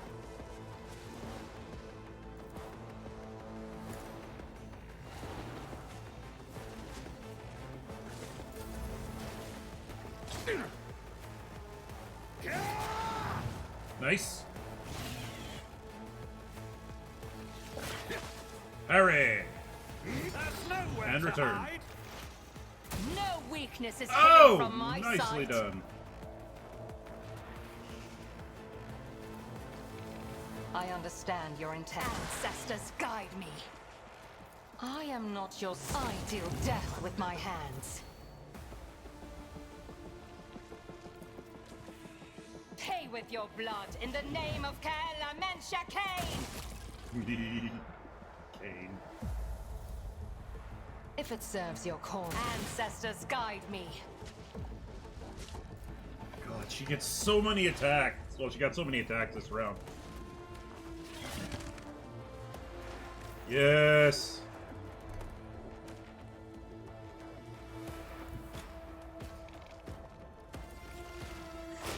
Dodge. Yes, I get a mag dump. As the Emperor commands, I act.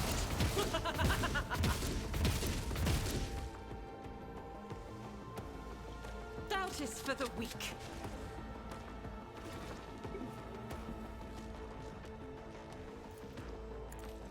This is why I was chosen.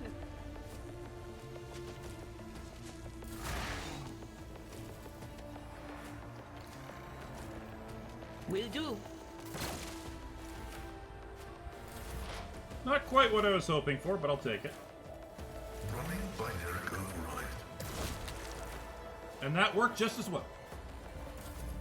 High momentum. Well, Seth, go heroic, go all in, and spank it to... Nah, forget it. Not a problem for me. Nothing I can't do. Already done. Opposing me was your biggest mistake. And he finished with a crit. Lovely. Alright, so what did I pick up? I picked up something. I just can't... Oh, yeah. The recoil gloves. Argenta!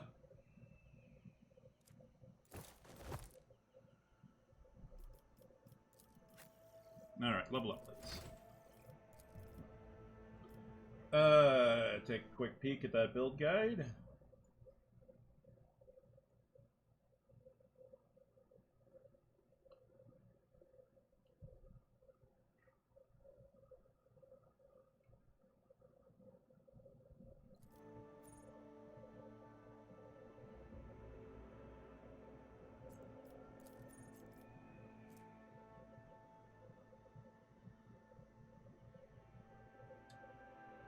I mean, do I really want to take Fellowship, though?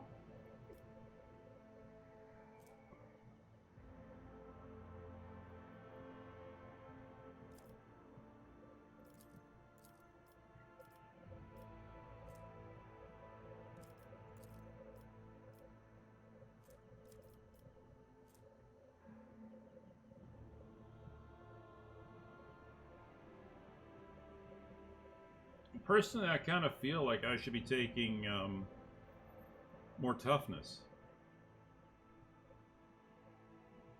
I've already got 40 fellowships. I think I'm going to take toughness, and then I need enduring shield. Oh yeah. See, I told you. Plus your toughness bonus. Exactly.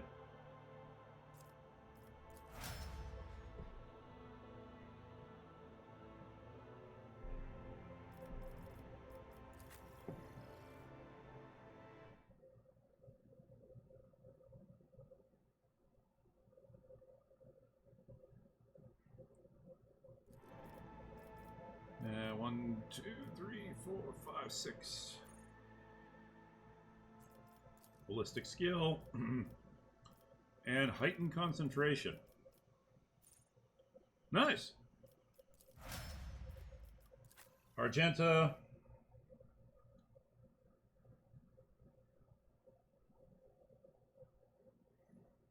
Argenta, we're going to give her what?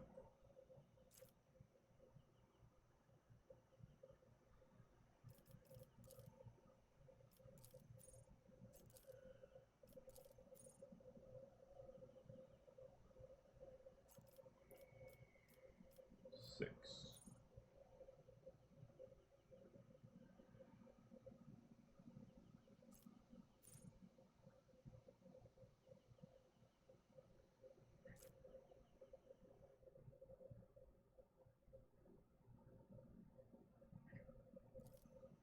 Arch Militant is cautious approach, yeah.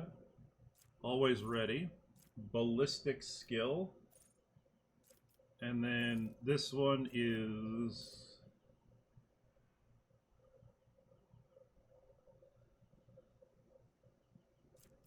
critical versatility and ballistic skill. Okay.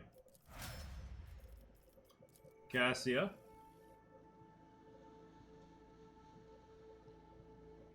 Ah!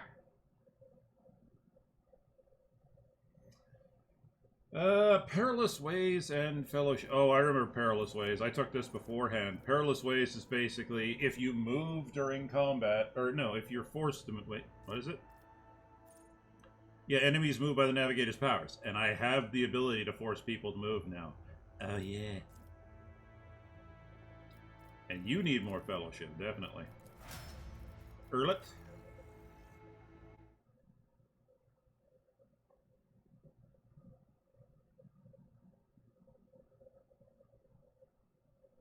Is Deadly Calculation and Ballistic Skill.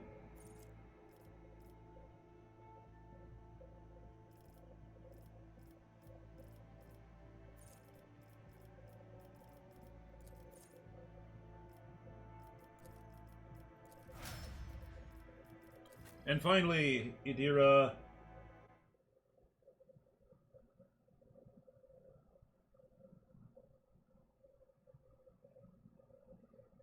Willpower and Psalms of Heroes. Okay.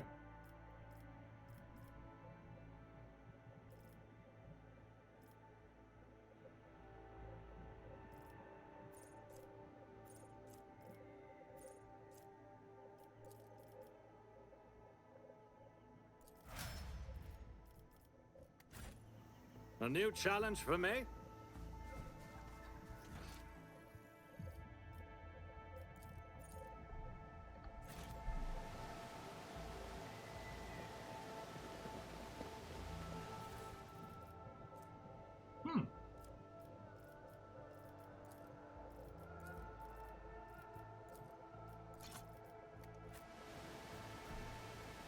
Well, that was weird.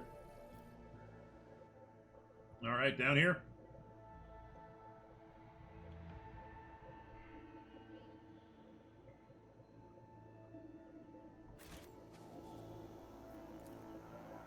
I did fine.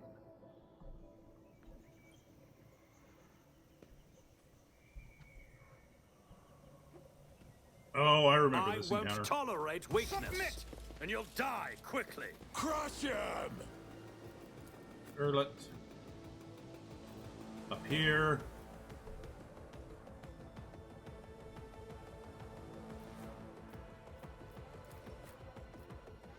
Idira. Right here. Argenta. You're just going to go into a straight open field. Cassia, you go up behind her. Pascal, I'm going to put you here for now. And Seth, guard the, yeah, guard over here, please. Let's go.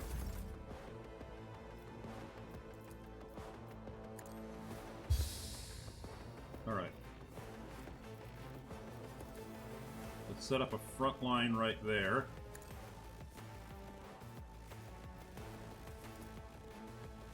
I'm afraid not.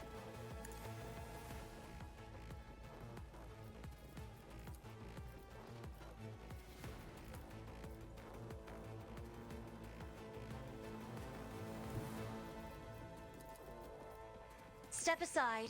The navigator is coming. If I may. Alright, let's see what we can nail from here. Okay. What can we hit? I got plenty of options to choose from, I can tell you that much. What's going to net me the best results here, though?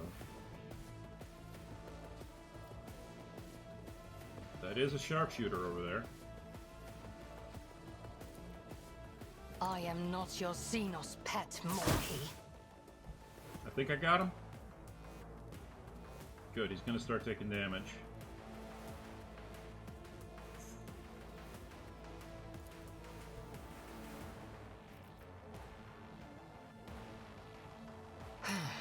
If I must. No weakness is hidden from my sight.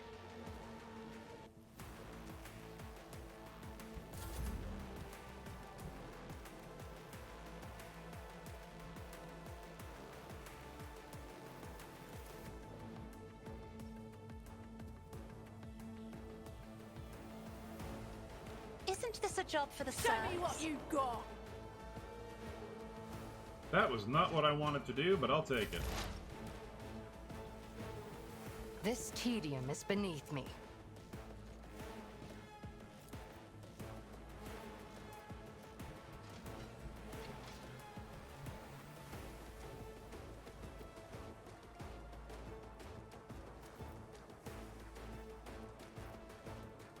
I understand your intent. Another soul slips beyond the veil. 2 for the price of 1. Thank you. Heavily armed. Yeah, let's get a dot on him as well. That was a good hit. That was a very good hit, actually.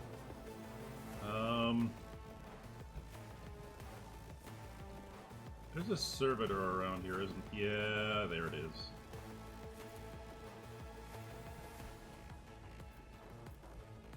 You can't really affect it yet.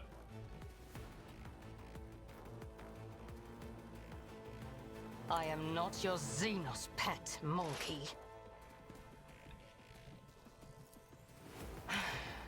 If I must.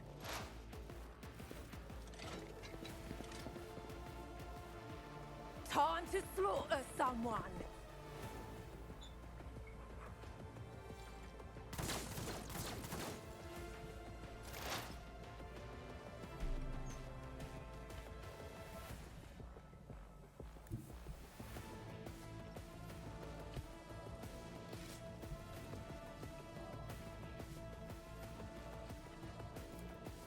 There is movement in the Empyrean.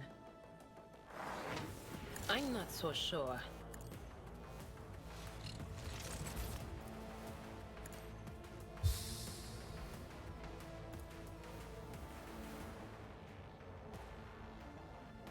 Anything else? Didn't have the effect I was hoping for, but oh well.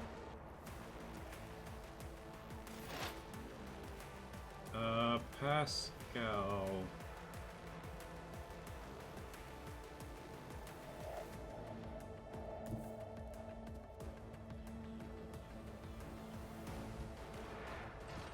Request denied.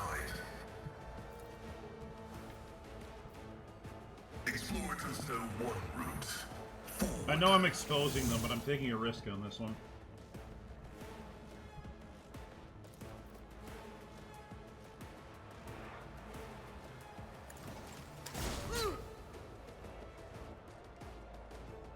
Let's get to it. Enjoy your luck while you still... Let's get to it. That was luck. Hold on.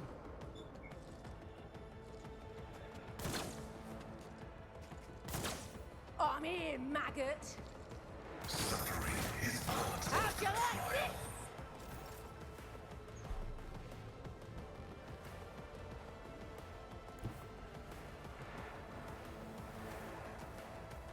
As the Emperor commands, I act.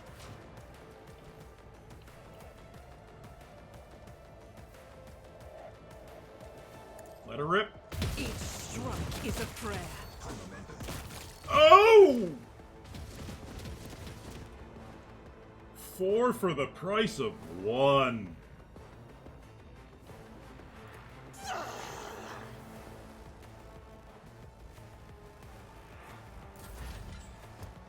Ah, here comes the combat servitor. Scared yet?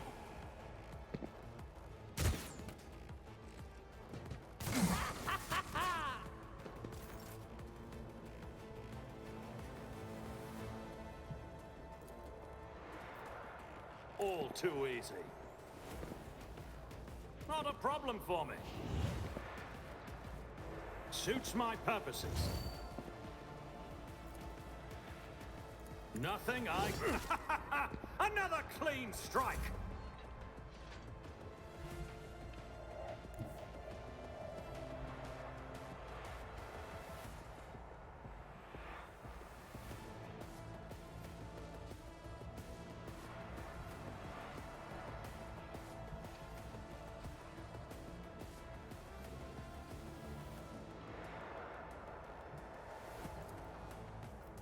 Do not dare ask.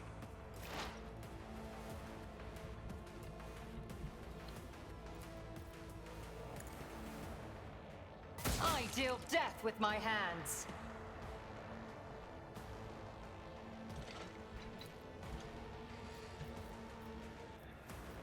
If it serves your cause. I hear you moving. No more.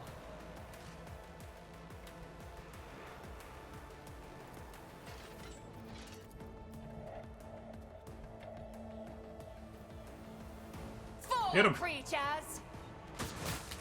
Ooh, he just exploded. Well done. And we're back with our turn. Oh, excellent. This should be funny. Oh,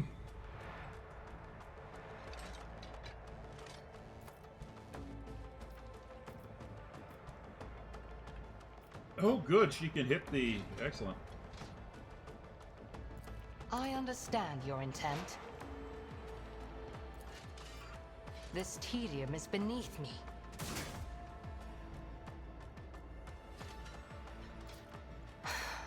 If I must.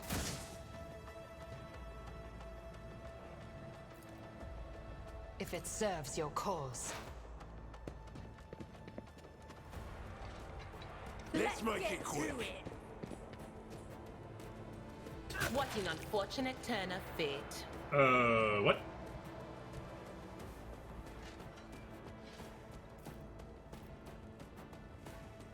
Oh, that's a bad idea.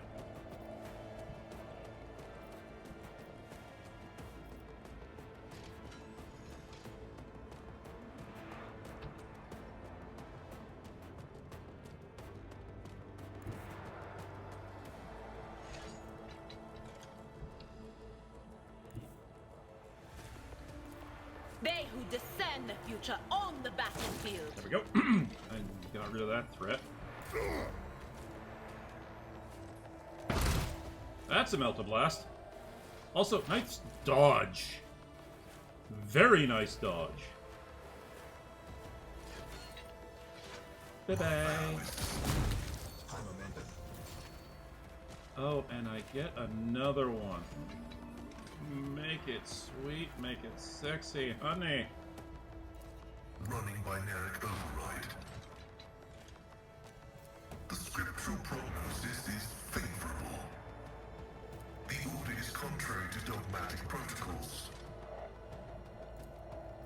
I am a savant of destruction. Good hit, good hit. Show me what you've got.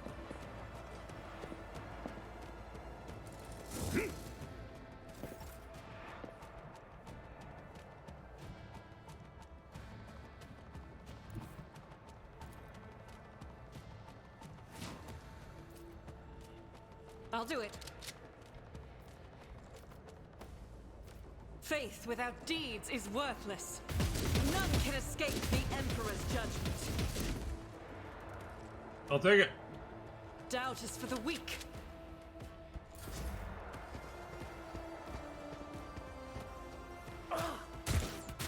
Oh, oh, damn. Suits my purposes.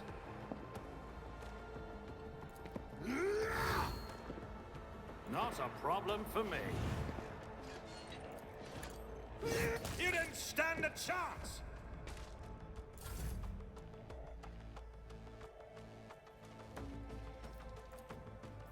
Me? If you insist, Lord Captain. If only that were possible.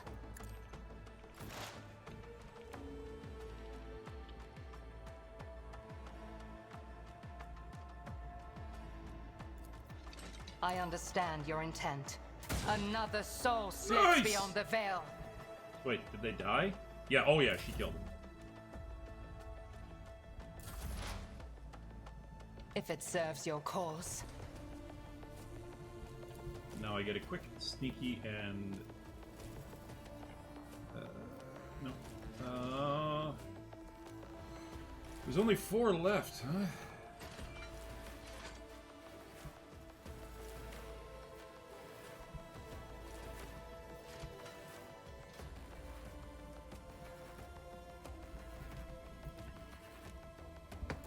Let's get to it.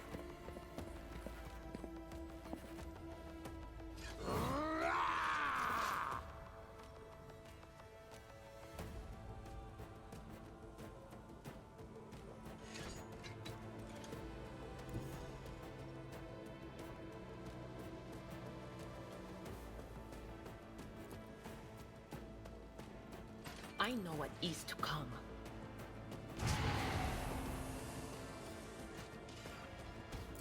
Out of my way.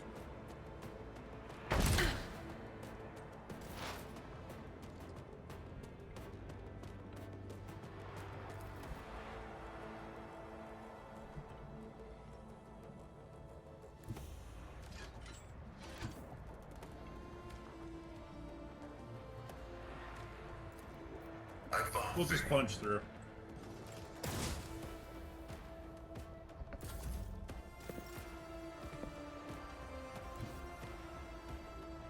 As the Emperor commands, I act. I no longer fear the single shot. Eradicated.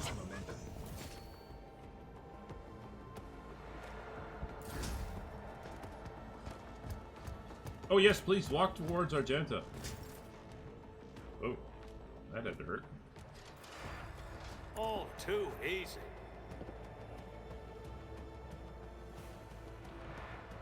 Nothing I can't do. Nothing of value has been lost. Oh, there we go. Yay. Elfie, Elfie.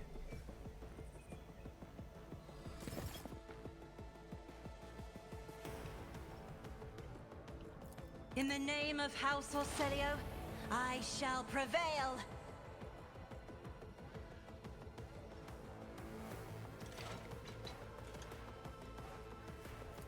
I am not your Xenos pet. No weakness is hidden from my sight. If I must.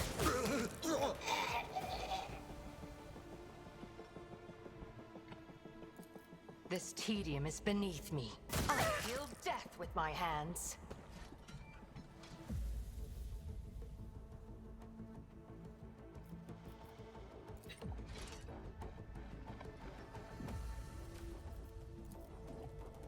Oh.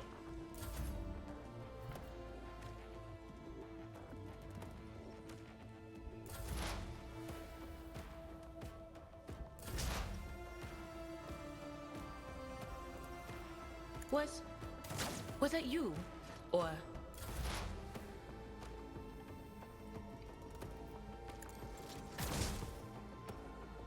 Time to slaughter someone.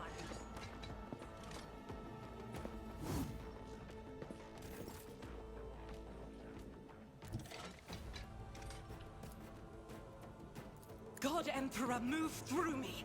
Be the fire in my heart.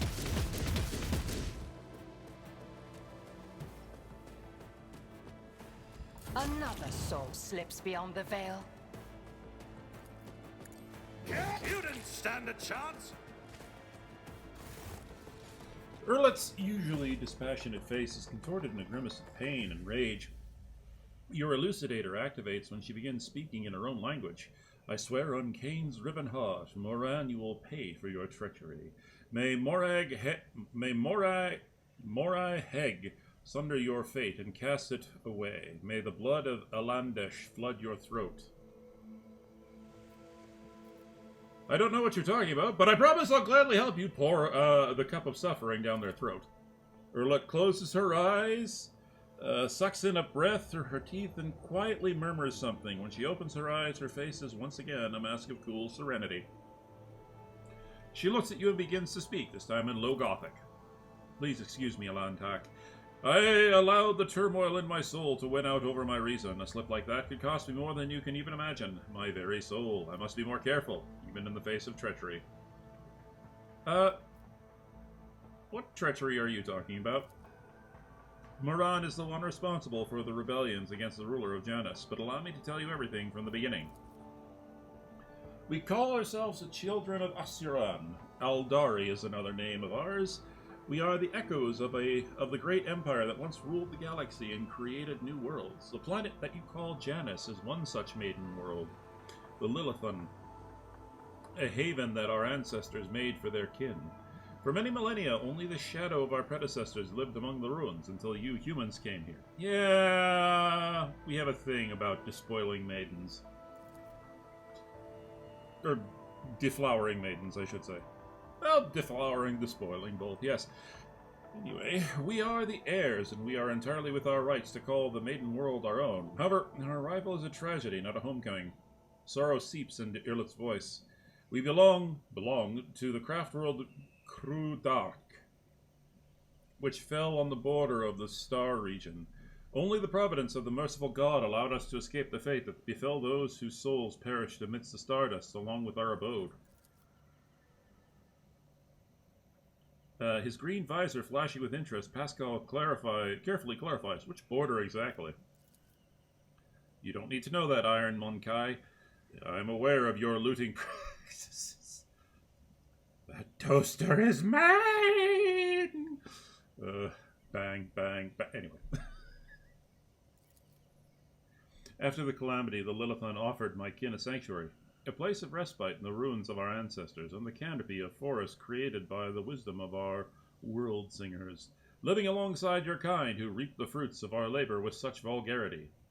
Once again, humans are known for their vulgarity around maidens.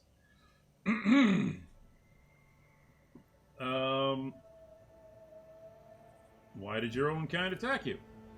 I know not the answer to that question. Irlet lowers her head. Many cycles have passed since I departed these forests and my kin. They cannot have forgotten me, can they? I mean, maybe. You came to Janus along with the rest of the Aldari? No, my path brought me to the Lilithun later. Irlet hesitates. By another route. Okay. It was Moran who welcomed me here. He was one of the surviving Farseers of Krudark. He was with a handful of Asirani who escaped death and found the path here to the destroyed cradle of our kind. They were outraged when they saw how the Monkai had ravaged our flourishing garden. Alright, how are your kin connected to the uprising on the planet? The Asirani do not enter battles they cannot win. However, it is in our power to direct the currents so that the elements themselves wash obstacles and enemies from our path. And so it was in this case. Moran, the Farseer from Krudark, saw a future without the Monkai, and we followed his lead. We simply used the Monkai's passion against them, their love of freedom and anarchy, their love of domination and violence. Stoking the enmity between servants and rulers is easier when your targets are governed by emotion rather than reason. I mean, she's not wrong. My kin became military advisors to the Monkai, who rose up against the ruler of this world. I had a different mission, to become Vizentia's handler, since the rebels would be unable to get to her until both sides were sufficiently weakened. The ruler of the humans had never seen a child of Asiran before, and so she accepted the lie about a degenerate branch of Monkai dwelling far from their kind. Why would a handful of Xenos go to war against the whole planet? You can't kill everyone. You struggle to understand the children of Asiran. I do not blame you for that. We are too different. Irlet says nothing for a few minutes, choosing her words. Monkai walk blindly into the future. We choose the path, guided by our Farseers. Krudark was the birthplace of the powerful watchers of things to come.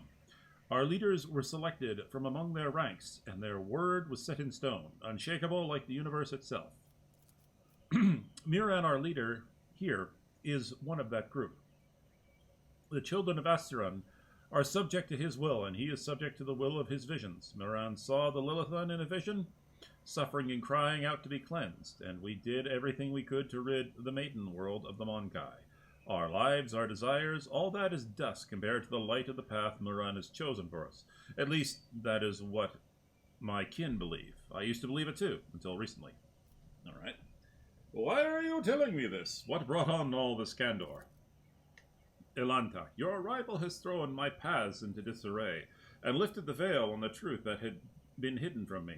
While I was shadowing the human's ruler, I failed to see the signs that there was another threat looming over the Lilithun besides the Monkai's deeds.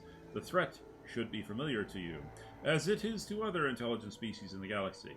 We call it Silan Thresh, she who thirsts, goddess of chaos. Xenos, lore succeeded. Silan Thresh and See Who Thirsts are the name the Aldari give to the chaos god Slanesh, their ultimate enemy.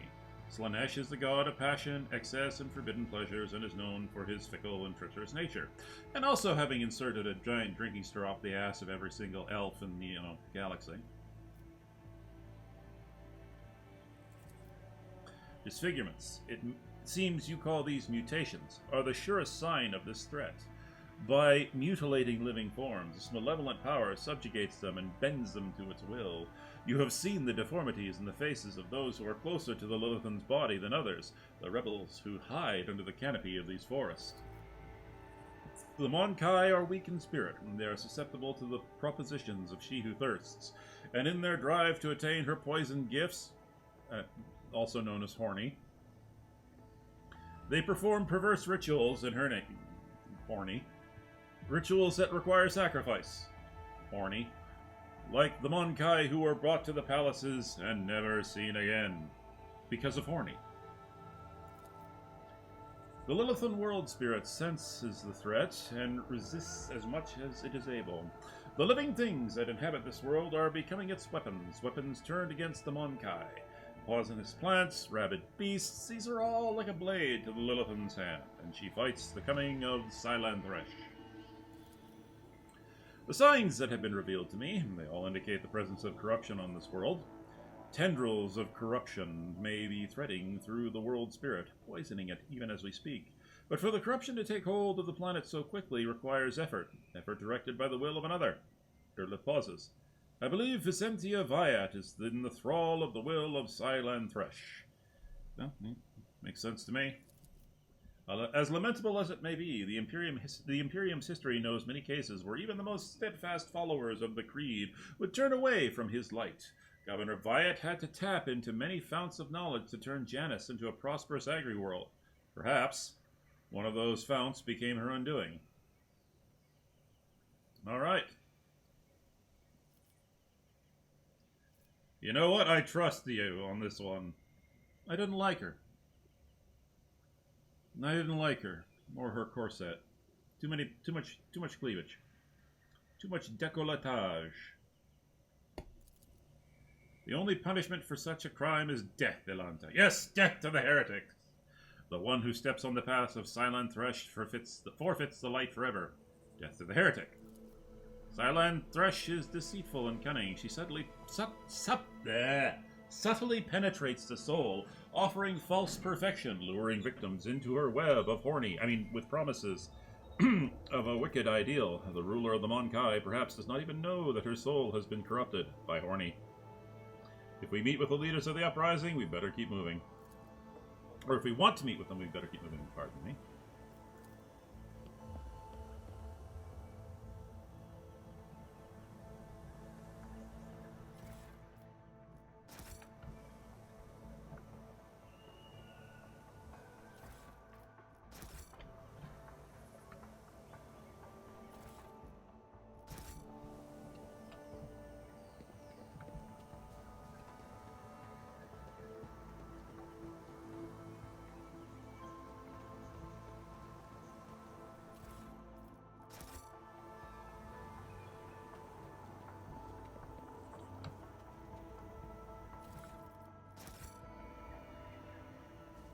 Come on, give me something good. Yeah, sure, I'll take a gas grenade. Might as well. Is that a Valkyrie? That's a Valkyrie.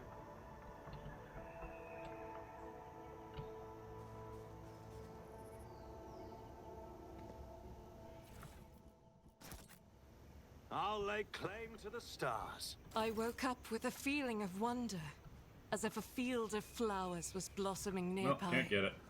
A child was saved from death. 1,000 heretics were burning alive, begging and sobbing and howling. You know, it was cute the first couple of times she said it, but now it's actually kind of getting disturbing.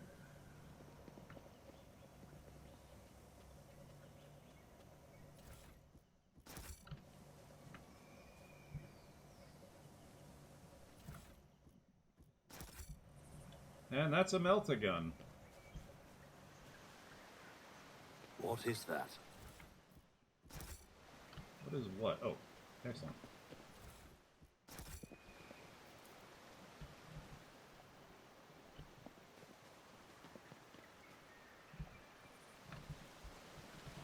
It's about Let time. us see what I found.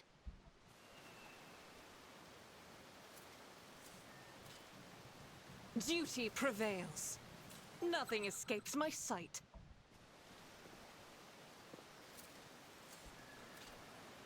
The Emperor favors me today. Just a random better safe myself sitting through off my in the middle service. of nowhere. Okay. Okay. Searching is my observance.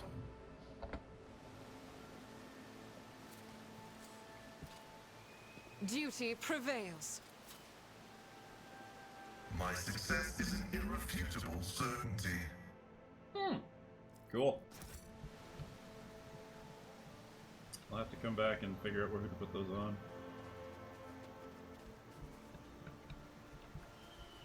Follow my lead.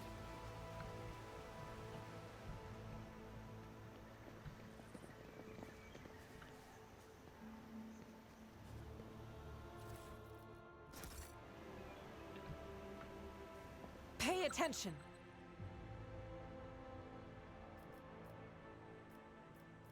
You interrupted my thoughts. I wander through the stars. The names of the deck crew who served on the blight-stricken ship have been deleted from Memorial Prayer Code. In view of their shameful non-resistance to defilement, martyr status is denied. Do you seriously think those madmen don't count as martyrs? Becoming a living patch on a ship captured by a demon. Could anyone devise a more horrible death? The thought turns my stomach. My success was inevitable. None are better at searching. I have learned much Victory in my awaits. exile.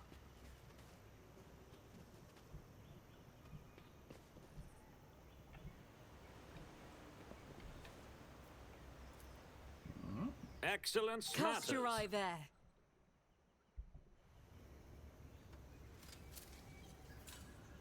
Never doubt me. Never do. Data slate with notes. Kurt, I know it's been rough for you since meeting the ruins, yada yada yada. Okay, interesting. I rise to the occasion. In this case, he went down, but you know. None shall stand in The my way. Whispers taught me how.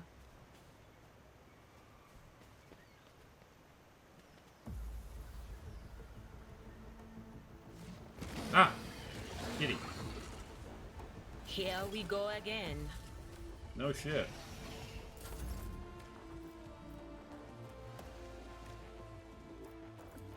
I'm not accustomed to being ordered around. That is foolishness. Isn't this a job for the serfs?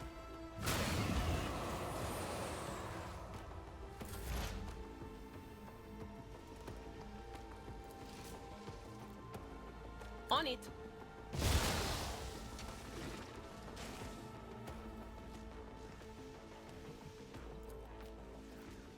Anything else?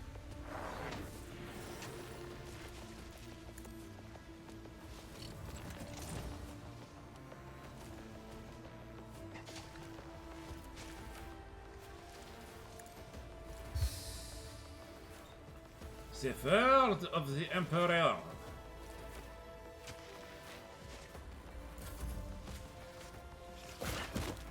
Nice dodge.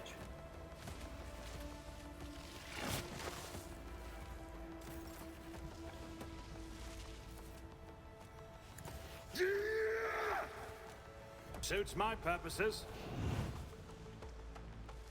Not a problem for me.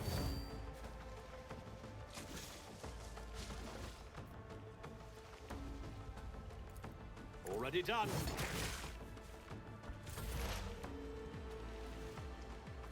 That is beneath me. Crap. If it serves your cause.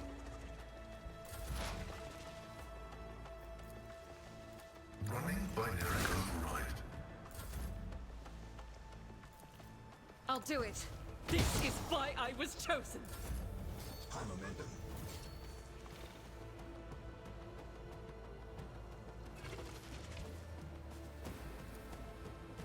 If I may.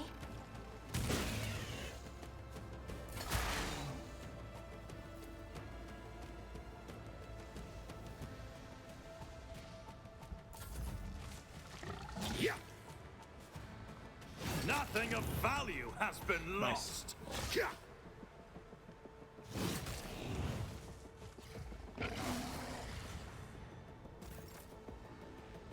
Nothing opposing me was your biggest mistake.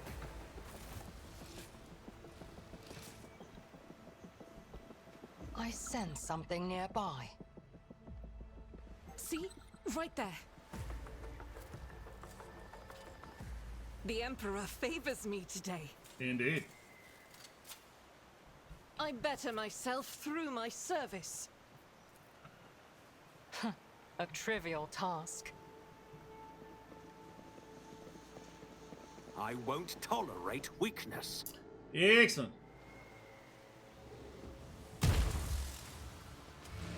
Oh my god, it's a Stargate! Oop, wrong franchise.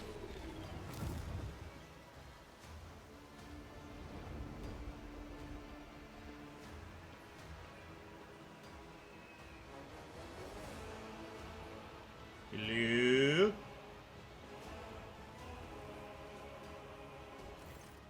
The tall being in a fine long garment turns to you, their face hidden behind a blank visor of the helmet. When they begin to speak, even from a distance, you feel the air around the figure roll cold. Monkai, you should not be here. Oh, yes? Erdlet strides forward, her eyes flashing. Moran, I am calling you to account. You said the great danger threatening the Lothon lurked in the hearts of the Monkai, in their greed and ignorance. And all the while, another enemy was looming over the world. An enemy whose tracks you should have seen in things to come. Silent Thresh, she who thirsts, is threatening this world, and you hid it from us. Answer me, did you or did you not behold our greatest foe in the Lilithon's future? Did you lie to me? After Erdlet's words, the two tall Eldari behind Muran start moving. One looks around at the leader, while the other lets out a cry, muffled under his visor. The rebel beside you cringes, as though the Eldari's speech causes him pain. He strains to say something, but Moran makes an imperious gesture, and the soldier meekly straightens up and salutes, staring at the Xenos with slavish devotion. The robed figure inclines their head, and then they begin to speak. Erdlet, the outcast, you left the path that was set out for you. You brought unknown Monkai. Oh, it's not just... Oh, okay. It's not just humans, it's any species they deem inferior. To our refuge, and now you speak to me with unseemly anger. Your long wanderings far from Krudark have altered your mind and tainted your sight. I'm just gonna let the two Xenos, talk it out. My wanderings are the path I have chosen for myself, far from the walls of Krudark. I have seen and come to know things that no other Eldari could hidden away in a craft world their entire life. Why do you deny my words about Silan Thresh? Is it because you were lying to me and my kin when you showed us the true path? This Elantak was the first person to discover the coming of Silan Thresh, one of those whom the Monkai call Chaos Gods. Without him, I would still be deceived by your words about destiny and the true future. Monkai revealing paths. It's ludicrous. Monkai bring pain and strife in our time, and for all time. How can you trust the Monkai after what we taught you? After hearing the sorrowful song of the dying world? Moran turns his head towards you. It was not chance that brought Krudark down. Monkai destroyed our ancient home, stripped us of our defenses, doomed us to wander amidst the cold stars. The colors of these Xenos are painful to behold, but there is just as much pain in their hearts. Or could it be fear? Despair. I cannot tell. The hues are too strange, too... Ah! Cassia flinches. A trickle of blood runs down her cheek. I'm sorry to hear that your home was destroyed, but I wasn't there and know nothing of this calamity. I mean, it's like, what else am I supposed to say? Look, I'm here now. Let's talk. Come on. Moran gazes at you intently. Those words, if these words had come from an Aldari, I would have believed them. But you are merely a Monkai, a plaything of your own passions. Any emotion that takes hold of your soul can drive out all trace of reason and honor.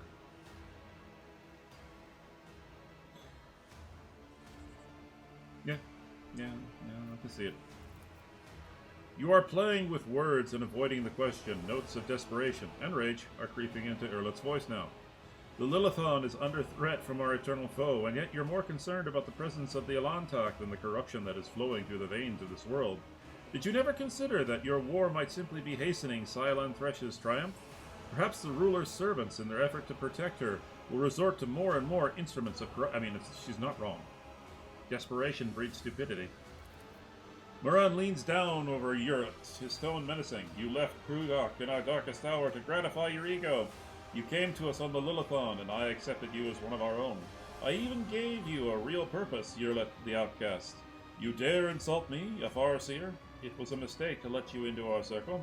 You have turned our efforts to survive into dust with your own hands.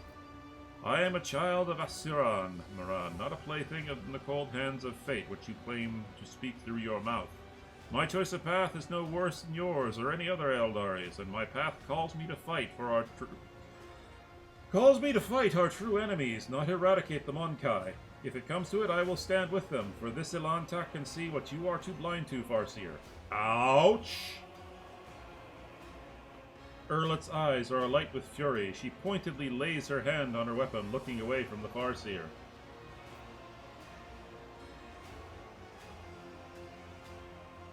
You know what? I'm willing to help the Eldari defeat the arch-enemy, but first we must deal with these rebellions you've been orchestrating.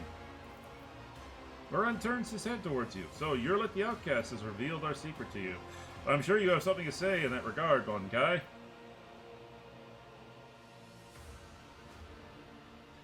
Before we talk about that, what have you done to my fellow humans? The Monkai believe they are serving fellow members of their tribe, their wise and noble chiefs. My gift is potent enough to ensure that the Monkai hiding in these forests see us as humans rather than children of Asiran. You know, it's kind of funny. That actually happened during the Sabbath Worlds Crusade in Dan Abbott's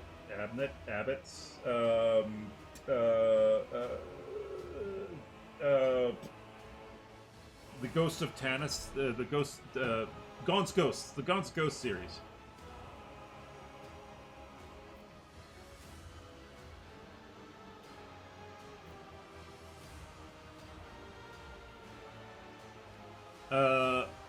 And see you as primitive structure rather than see your primitive structures rather than the traces of our kind. Okay, if this world is in serious danger, there's no sense in fighting each other. Let us deal with our common enemy together. The name of that danger is Monkai, and I will see to it that the Lilithon is purged of those defiling her faith. Then again, there is one way to prove to me that the Monkai truly do care about the well-being of their captured world. Eliminate the ruler of the Monkai sojourning on Lilithon, and relinquish the governance of this world to me and my kin. Well, you've got half of a good deal there. The Lilithon herself will stand surely The Lilithon herself will stand as certainly... What? The Lilithon herself will stand as surety for our agreement, as will your compatriots who live on it, and the profit you will gain by tilling the maiden world. Moran tilts his head to the side. Our human helpers will replace the leaders of the Monkai. We will be the ones who govern the Lilithon from the shadows. Really? Putting a Xenos at the head of an Imperial planet is... Yeah, it is. It is not my intention to have my brothers and sisters sit on the Council, Monkai. That role will be played by humans. You may choose whomever you wish for the task, as long as they remember who stands behind them and heeds our direction. Yeah, that's a great way to get the Inquisition down your ass.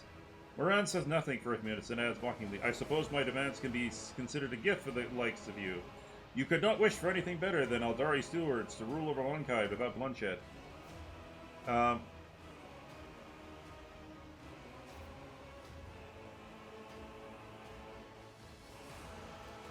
Yes, I will take it. Dogmatic. I cannot give Janus to the Eldari. Humans will only be ruled over by humans, but I can promise that no harm will come to you. A heavy silence falls between you and the assembled Eldari. Finally, Moran tilts his head. I'm not willing to risk my kin's lives, Monkai. I will steal my soul and try to believe your... Yeah, no, I got no problems with that. Like, no. I'm going to look after... Like, I'm going to make sure you guys get to do what you need to do. And if that involves getting off the planet, like, that's what's going to happen. Like, I have an Inquisitor. I have an Inquisitor's interrogator on my ship. Like, even if I weren't a commissar, you know, and all this, you know, rah-rah, political officer... Come on. Earl shakes her head. The governor must die, and she must be replaced by new rulers. One's not corrupted by the touch of she who thirsts. We must return to Vicentia Viat and put an end to the taint that has afflicted the Lilithon. Do you wish to join my entourage? Earlet gives you a long, steadying look. The tale of the children of Assiron on the Lilithon is coming to an end, but somewhere out there among the cold stars of the cosmos that you call... But somewhere out there among the cold stars of the cosmos that your kind calls the Expanse, there are others, deprived of their home, lost and suffering. Earlet shuts her eyes, and grief twists her finely sculpted features. We can help one another, Alanta. You will be my wings, and I, your wounding spear. And your voice of reason, should you encounter my kin, if that is still not... and your voice... Oh, my God. Heeba-juba. I need a glass of water. We can help one another, Ilantak. You will be my wings, and I will be your wounding spear. And your voice of reason, should you encounter my kin. If that is still not enough, Erlet thinks for a moment and continues carefully. I promise you a wondrous reward, Ilantak. The treasure of my world hidden in the vastness of space, in exchange for the rescue of my kin. If you remain true to your word and not go back on our covenant.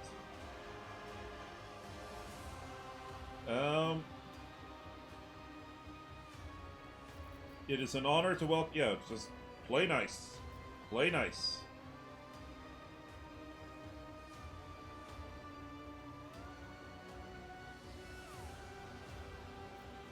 It is an honor to welcome an Eldari wanderer into my ranks. The Eldari shifts slightly and lowers her head. A ghost of a smile appears on her lips. My heart sings at the thought of the Lilithon's approaching liberation, but we must not rest while Shyland Thresh's servants still mar the face of the maiden world. And remember your promise, Alantak. When we leave the Lilithon, it will be to go to the distant stars. Moran saw them in his vision, and they sang mournful songs about the fate of my people. And I will fight alongside you until the song of the stars turns into a funeral lament. Bumpin'! A new challenge for me? Bumpin' and grindin'. Ooh.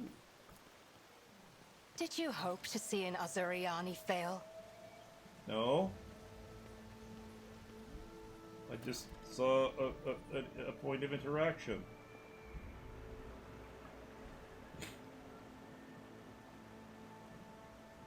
Why am I getting yelled at again? Too hard for a simple monkey?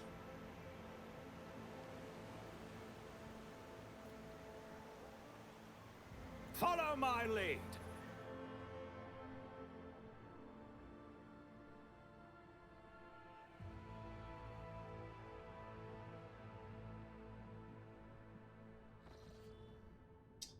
Alright, ladies and gentlemen, I'm going to take a brief break. I'm going to go get some more food, I'm going to get a drink of water, and then I will be back.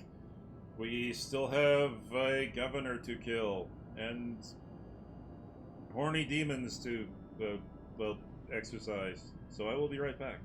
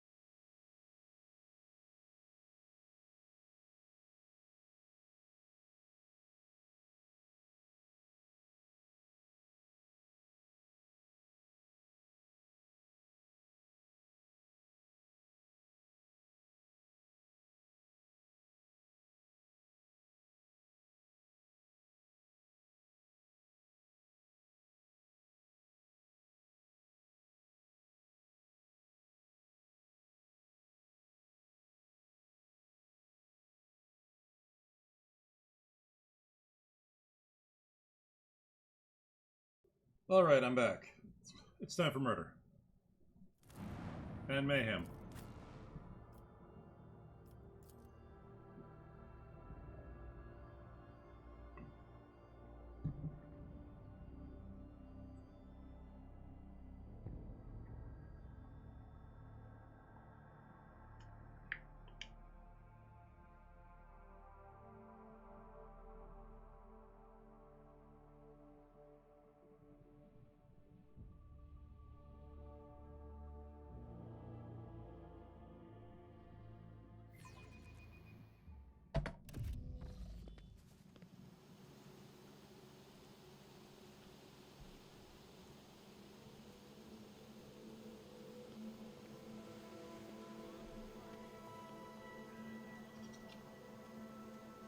Okay.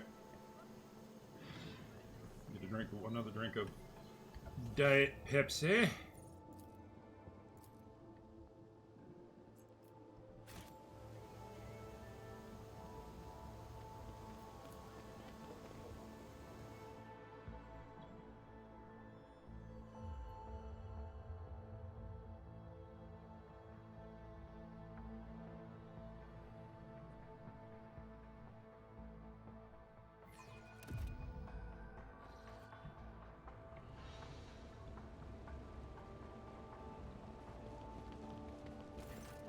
My entourage will accompany me.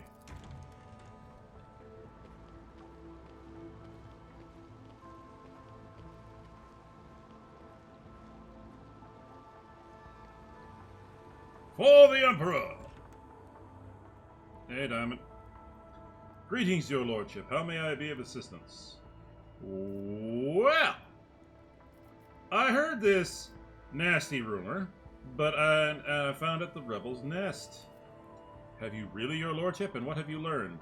Everything, Byzantia.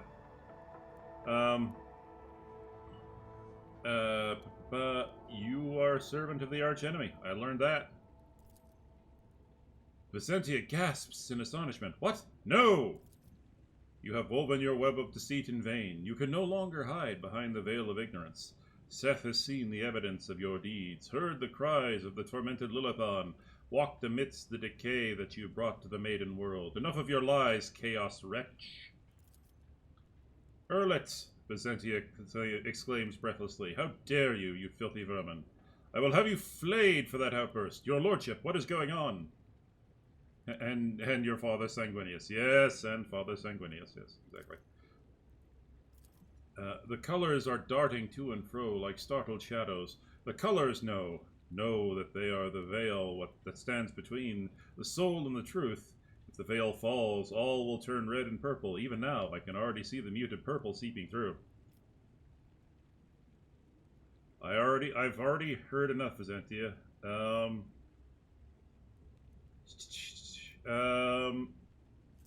Yeah, let's use my coercion. You dare lie to me, Byzantia? Coercion test succeeded. Byzantia clenches her teeth so hard you hear a ouch! Ow! That actually I winced at that a bit. You hear a crack. I, daughter House Viat, governor of Janus, and a citizen of the Imperium, serve no one other than the Emperor and the von Valentius dynasty. And what you are accusing me of is merely a tool at my disposal. A tool that I have the power and courage to use. Do you think ordinary methods would have been enough to tame this demented planet? No, my family struggled for decades to subdue Janus once and for all, and it was all in vain. But loyal servants of the families who have resided on Janus for centuries helped me to unlock a new source of power. Ancient knowledge secretly passed down from generation to generation, accessible to a select few, and which grants power over nature itself. How could I reject it? How could I undo all the work of my predecessors, who were entrusted with Janus, who faithfully served the von Valentius dynasty, and who, with a madman's Why, your introduction to Warhammer 40k was Space Hulk Vengeance of the Blood Angels. Yeah, that was a good one. That was a good one. Yeah. My introduction to Warhammer 40k was Caiaphas Cain. That's how I got into it, was through... Well, actually, no. Sorry. I was first introduced to Warhammer 40k by a YouTuber called Arch Warhammer, who then introduced me to Caiaphas Cain. And then but then I didn't directly go to the books. I instead found a YouTuber after that called Pancreas No Work. And he did this really funny video about Caiaphas Cain, and after that I got hooked on it. And then that's how I got sucked into Warhammer 40k. Sorry, where was I? How could I reject it? How could I undo all the work of my predecessors who were entrusted with Janus, who were faithfully served the Von Valencius dynasty, and who, with a madman's obsessiveness, hewed this rock into a stunning diamond? 2 days spent among the initiated was enough for me to start hearing the voices of angels in my ears, angels who gifted me with the keys to conquering this world. I mean... And before you offend my ears with more accusations or moral admonitions, remember who has dutifully served your dynasty all these years. Remember who has devoted her life to turning Janus into the primary source of wealth in your protectorate. Remember to whom your predecessor entrusted one of her most valuable worlds, without fear of treachery or conspiracy. Without me, without my service, my sacrifice, Janus would be nothing. Yeah, but, you know, see, here's the thing. None of that is worth getting butt-fucked by a spiked dragon dildo arcing, 10,000 volts every fraction of a second. So, I'm gonna kill you anyway. Yeah. Continue.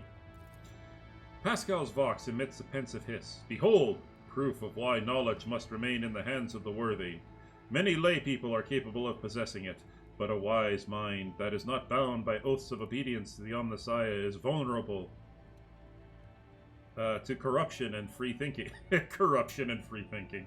Even more vulnerable than the mind of an ignorant commoner. Well, they do say that ignorance is bliss. What more proof do you need, Elantak? The Mon Kai has confessed to her handiwork. Theodora knew about your inclination. Did she know? She owned this planet for many decades. She probably did pick up on the local gentry's quirks. But she did not ask me outright, as you are doing... did she ask me outright, as you are doing now? No. Your predecessor was much more interested in supplies and ties, which I provided without fail. All right. In the name of the... Yes, he does. He does. He also makes a very, very good point about the Space Wolves, how they're modeled after the Vikings. And yeah, no, like the Viking, one of the things I love that he pointed out, the Vikings weren't just a warrior people who weren't just a raiding culture. They actually actively traded with other cultures that they, in some cases, were enemies with from time to time. Which would have been cool, because we could have actually seen, the Space Wolves dealing... The Space Wolves are already known for pissing off the Inquisition left, right, and center. And so it'd be really cool to see them actively trading with other cultures, like the Tau and the Eldari. Yeah, it'd be really interesting. The Kroot as well. Just like... They would hate them, they might hate them, and they'd happily fight with them, but at the same time, they'd be like, yeah, no, we'll trade with you. Why not?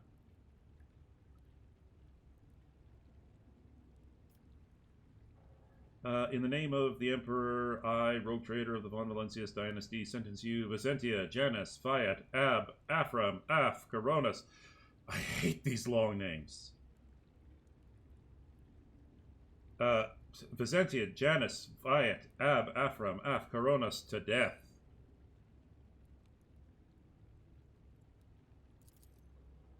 You have made a mistake in thinking that anyone would come to your aid on my world. Servants to me! Kill the Gubanor.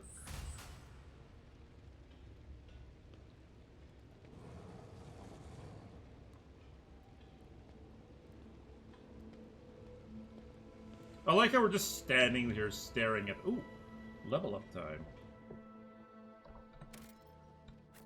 1 second, I gotta go to my build guide here. Build guide. Enunciate. Enunciate.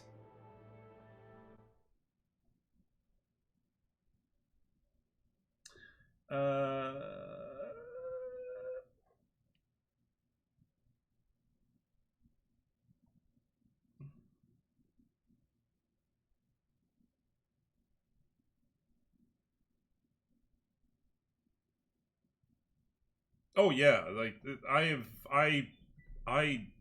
pop in and out of the lore for 40K from time to time, and yeah, no, it's insane. It's insane. Like 40K Star Wars, Star Trek, a lot of the old school sci-fi is just like you could spend a decade of your actually people have written PhD theses on the lore from each of these franchises. It's nuts. 1, 2, 3, 4, 5, 6. What?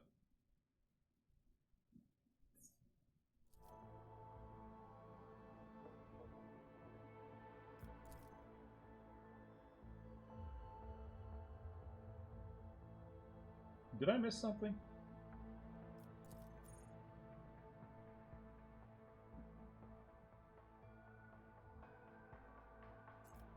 Oh yeah, I took toughness twice. That was supposed to be... Okay, yeah, no. Enduring shield. 1, 2, 3, 4, 5, 6. Okay, and then here I'm going to be taking... Force distraction... And some more athletics. Complete. Pascal. What am I doing for you, Pascal?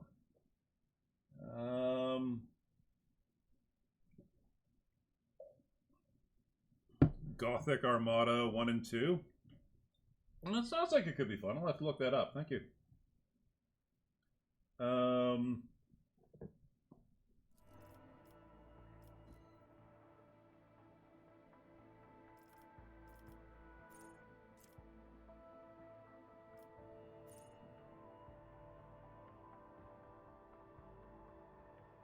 I am utterly lost now.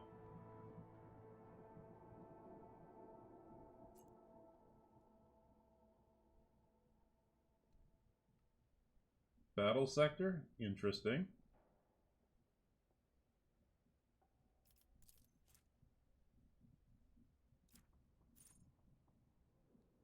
Oh, okay. God, it's my trick eye. It's my trick. I've been at work. I'm sorry. I'm sorry it's taking me so long to read all this. It's as I said, I was at work for 10 hours straight, sitting in front of a computer running QA tests on software. And then I went pretty much from there, and I was late to my stream start, so I went straight from there to the stream. So I've been staring at a computer screen for a long time. Argenta.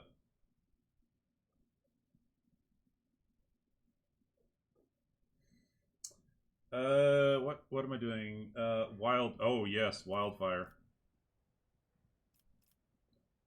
And heavy weapon proficiency, yes.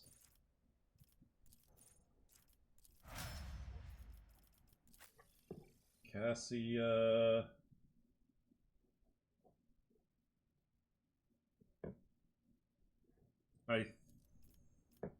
Point of curiosity.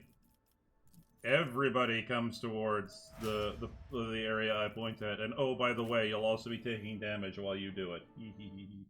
Because I'm an asshole. I got no problems admitting it.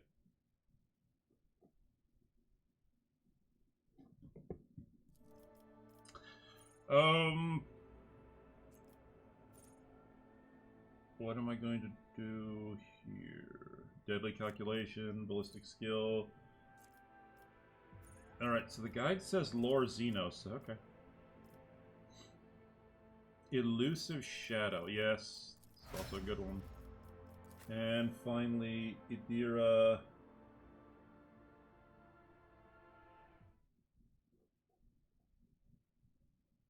Is going to... what? Warp speed? What the heck is warp speed? Until the end of combat, the target ally increases their movement points by 3 plus a Psyker's Psi rating. That's 6. Yeah, that's 6. Okay. And their agility time... Oh! Okay.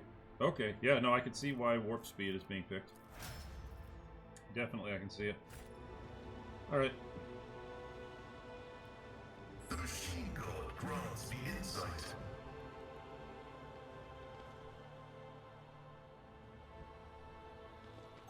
Do you see that? Okie dokie.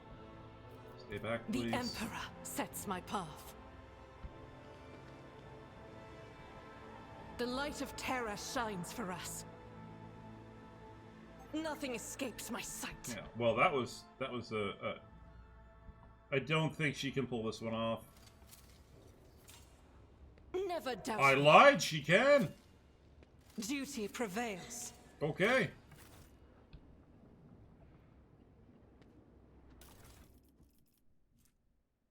Oh, it's just a regular bolt pistol. Okay. Alright, Pascal, get us in. Operation successful. Okay.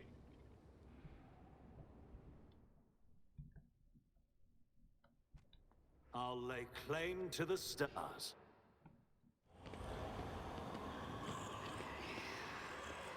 Oh, it's the home of horny.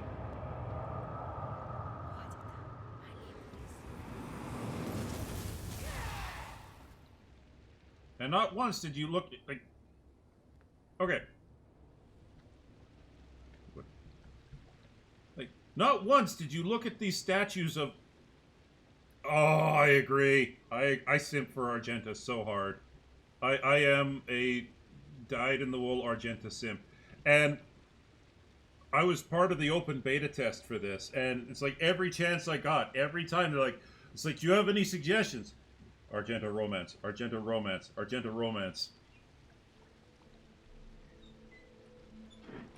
Because it's not like there's a lot of people out there who seem to think that, like, you have this weird idea that the Sisters of Battle are celibate. Like they can't get married, they can't have kids. No, they can. There's only a select few orders within the Adeptus Sororitas that must remain celibate. All the other Sisters of Battle, they can bang harder than a heavy metal band. I mean, just look at that statue. At what point do you look at that and go, oh yeah, that's perfectly acceptable. Look at those claw pincers. Yeah, that's totally under the light of the friggin' Emperor. Good lord.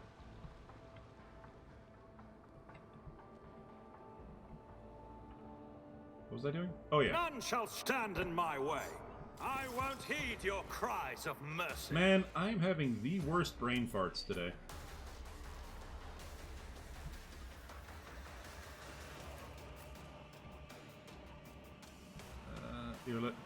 Earlet. Keep a sharp eye.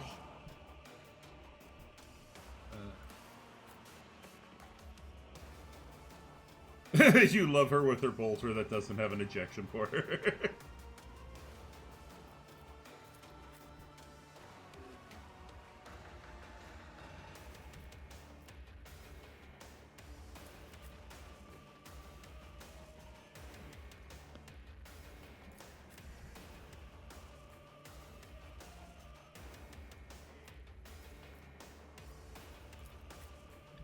This is not the most favorable start, but I just need to get people out of the friggin' alcove. Alright, let's punch through and try and secure us a,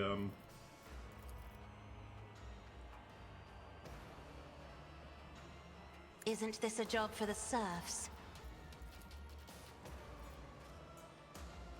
I'm not accustomed to being ordered around. The ruinous powers. pull them away from there. Set up the back line for Earlet so that she can snipe to her heart's content. Get the toughness up. I'm afraid not. I should be okay to bring her out. Isn't this a job for the serfs? Get Seth's toughness up. Stronghold stratagem. If I may,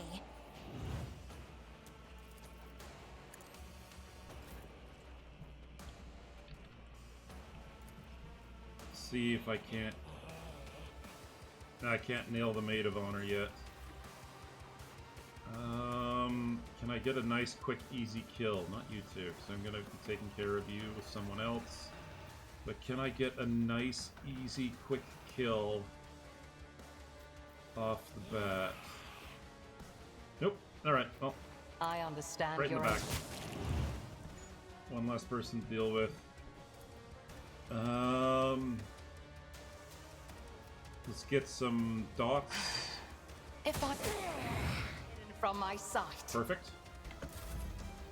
Cassia, thank you.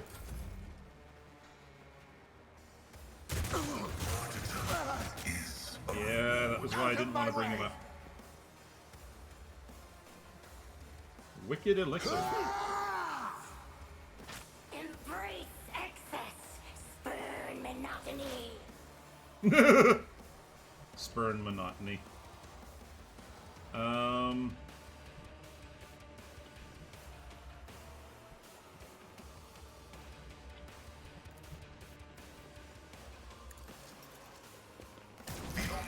Good. I still don't quite know the best way to work with Pascal, but The enemies of the Emperor will be it's undone. mag dump time. Faith without deeds is worthless. I thought you could blow through that. Okay. I guess I screwed the pooch.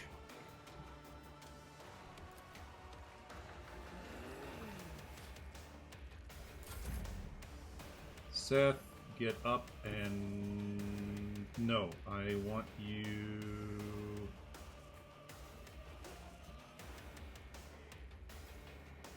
Yeah, I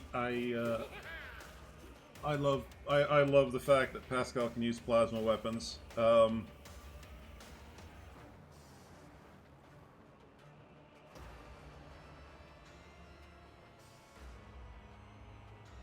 It's the best way to do this. I think I'm gonna pull Seth back here. Oh crap! I hit the space bar. To be broken. Well, Idira, since you're here, start getting the buffs out.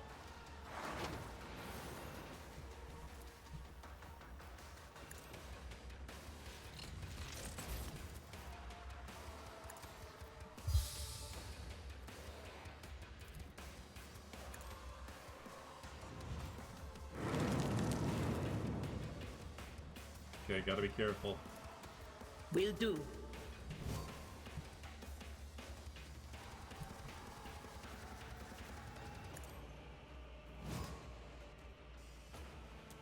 I still really don't know how the best way to use Bounty Hunter, but I think I'll figure it out sooner or later.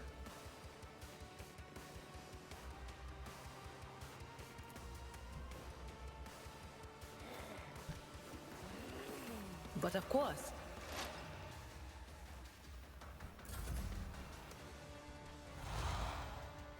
Accept it.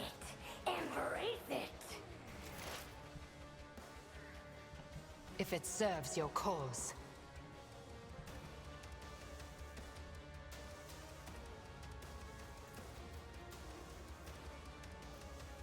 I am not your Xenos pet, monkey. I understand your ancestors guide me. It's a good shot. It's a very good shot. Oh. I also forgot that I need to activate the elusive. Because that actually does give some really good bonuses. No weakness is hidden from my sight. Of agony. Crush the feeble. why did I not foresee this? Follow my lead. Yeah.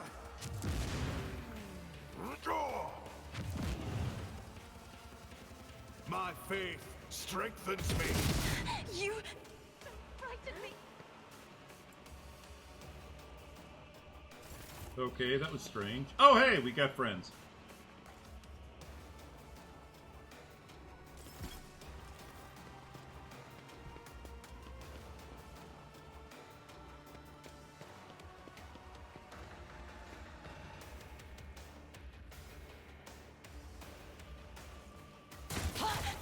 hesitate, Lord Captain. I will not yield to the likes of you.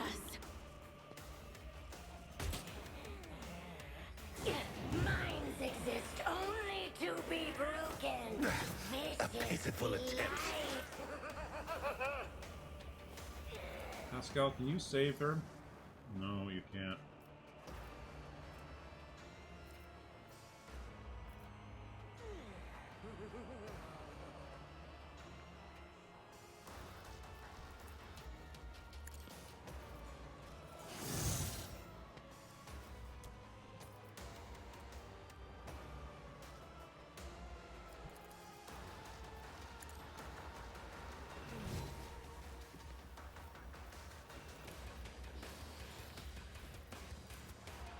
Ah! No, don't do that.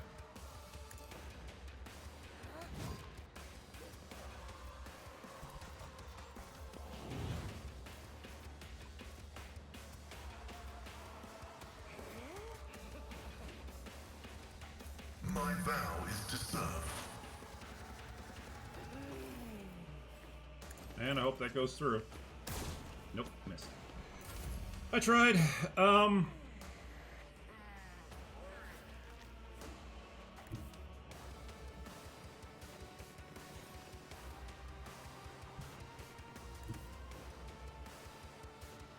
Rejoice in battle!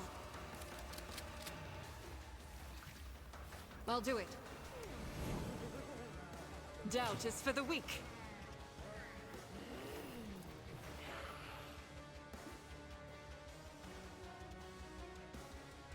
I'll do it.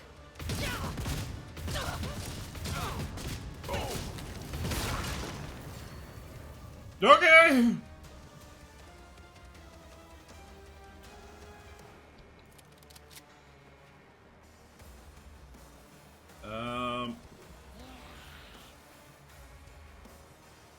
I am his will made manifest.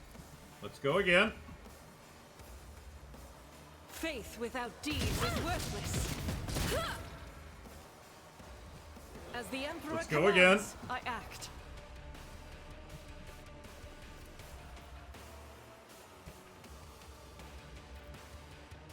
I'll do it.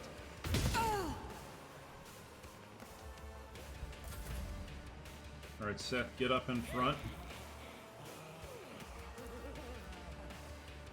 Suits my purposes.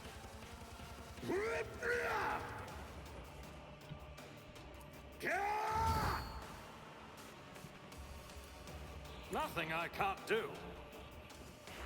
Suits my purposes. And now go for the bomb. Not a problem for me. That's right, get hit with the horny stick. Things in ecstasy.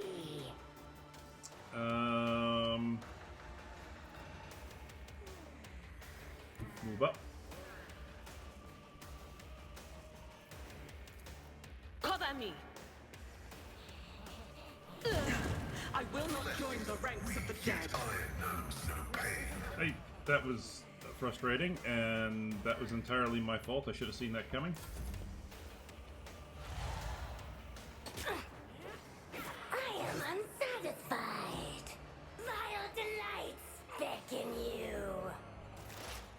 I deal death with my My hands. soul sings in ecstasy. Gotta get that shot through. Unseen. Got it.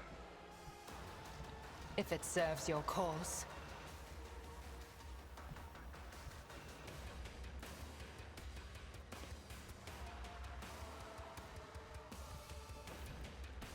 Gotta get her to stop summoning those stupid friggin'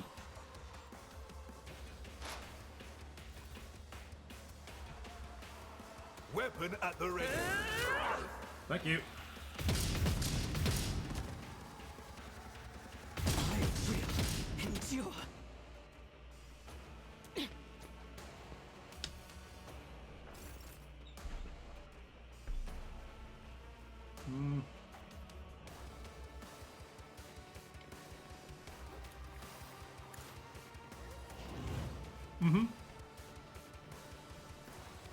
I am a navigator, not a servitor.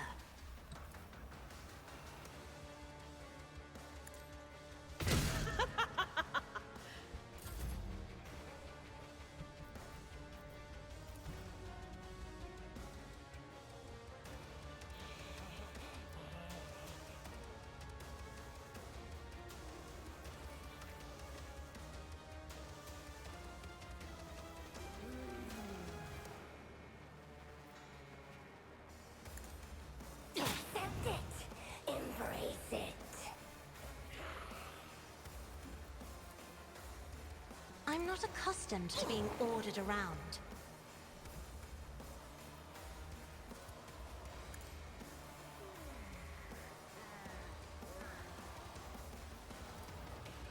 Isn't this a job for the serfs?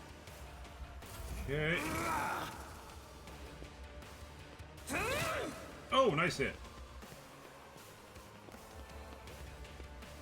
I don't know why you ran away, but okay.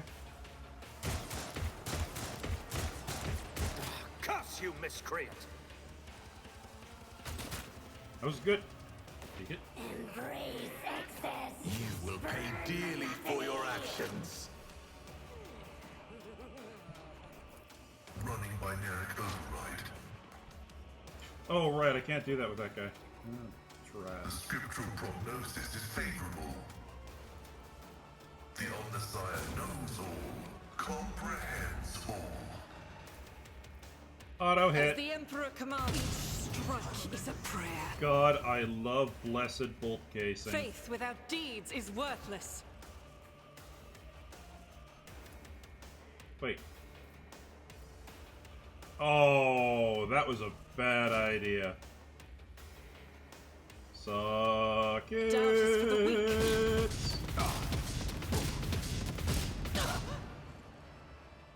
I just love how Argenta mag dumps. As the Emperor commands, I act.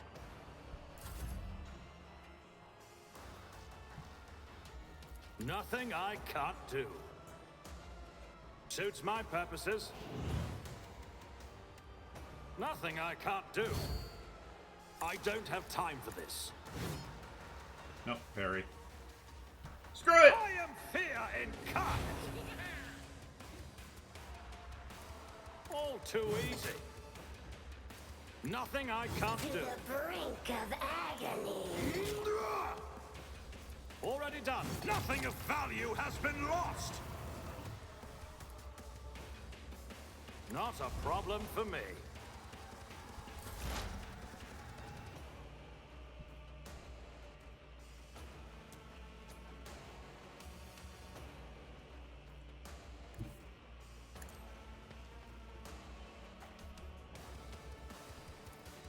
What?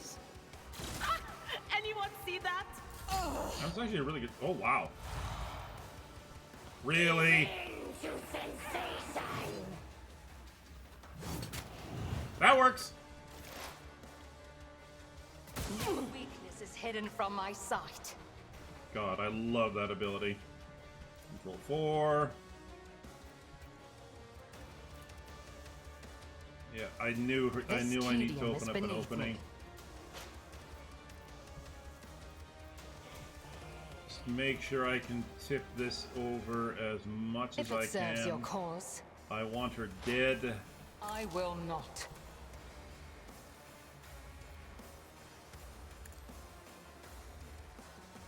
Opposing me was your biggest mistake. Oh wait, did she? Nice.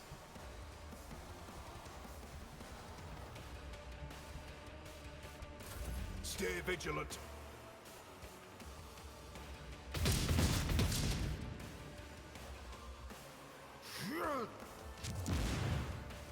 Really? The stun grenade? Break their morale.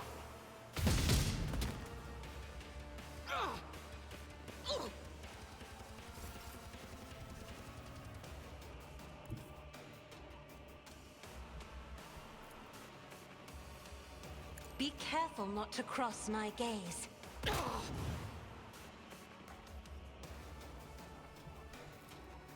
Me? If you insist, Lord Captain. Cause I'm an asshole. Isn't this a job for the serfs? That was not what I. Oh. If I may. None can escape the Emperor's judgment.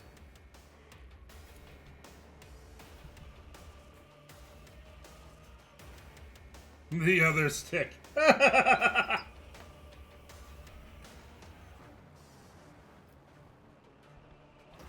I actually don't have line of sight. Okay, that came out better than I thought.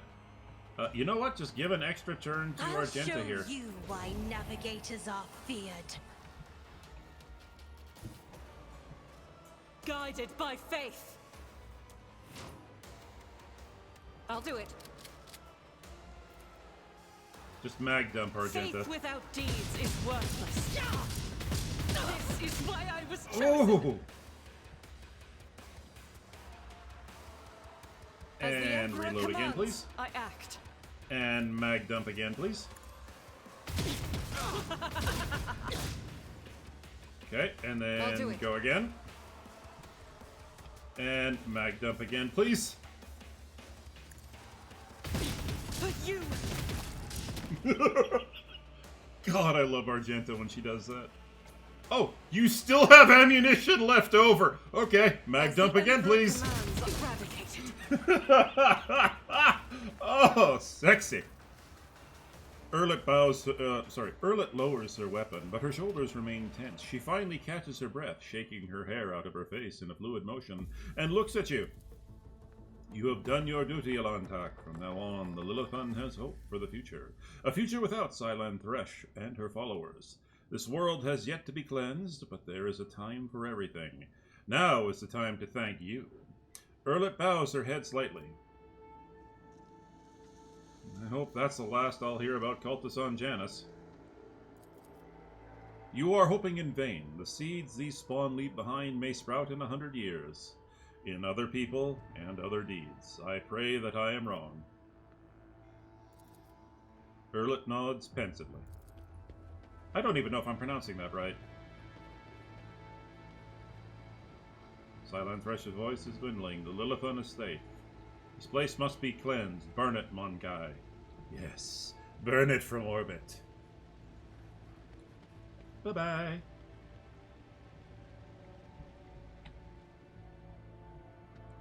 I won't tolerate weakness. Room.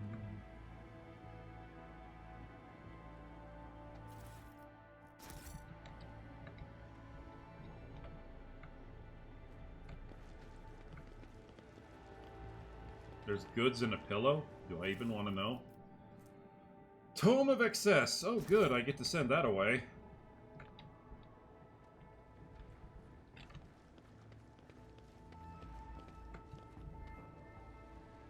See, yeah, once again, like, what in God's name would make you paint that and think, yeah, that's definitely something that the God Emperor would approve of? Eh.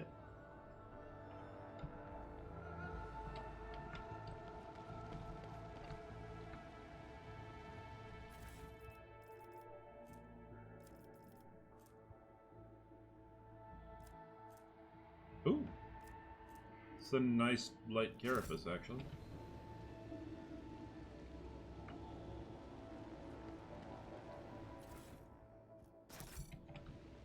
A new challenge for me. O Messiah, grant me the wisdom to perceive. Alright. Join me in prayer. Well, for a moment there I thought she wasn't going to make it. I didn't. I don't think it was intended to be painted that way. I tend to agree with you on that one, yeah. This task should have been accomplished easily. The Emperor favors me There we today. go, that's better. This Explorator is blessed with multifunctionality.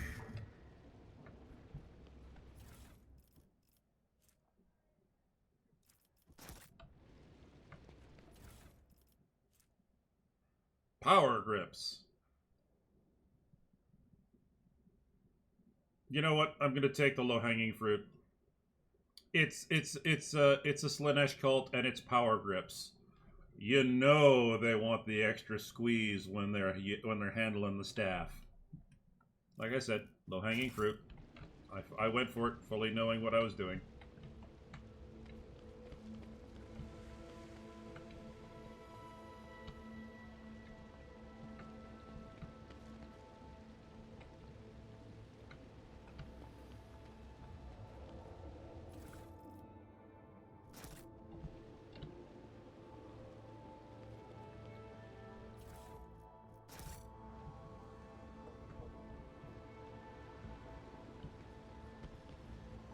It's about time.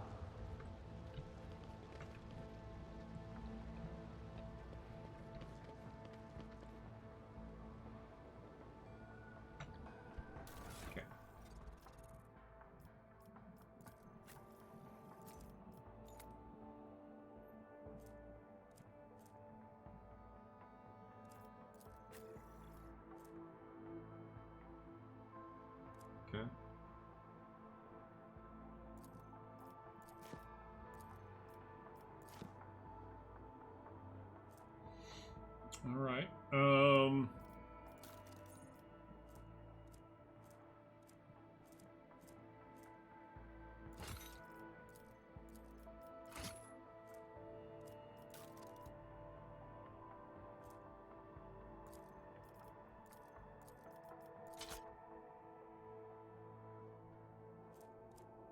That Melta weapon looks like it could be fun, but unfortunately I don't have anybody with the proficiency to use it, and I'm not going to spend the points to get into it.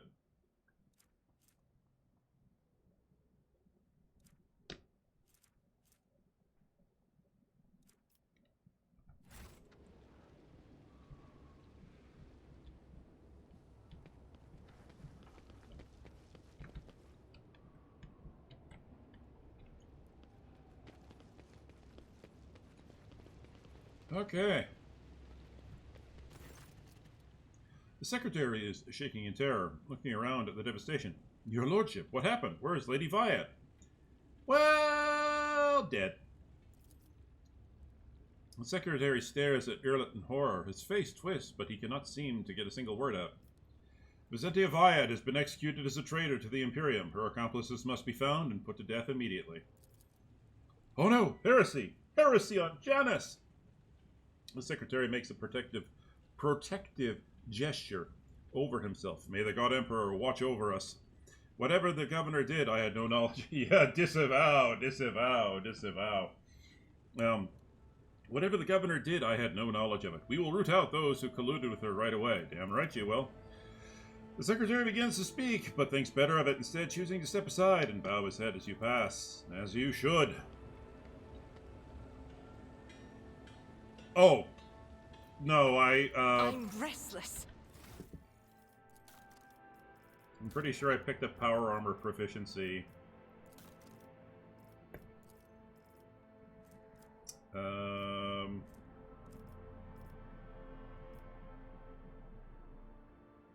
Yeah, I've already got it.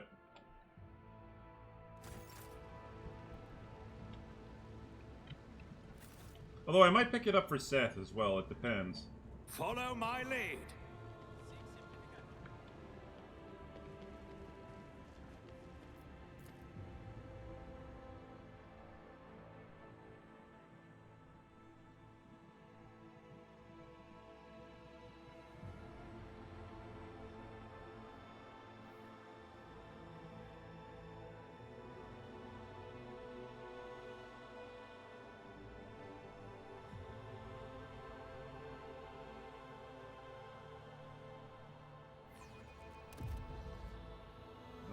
Okay then.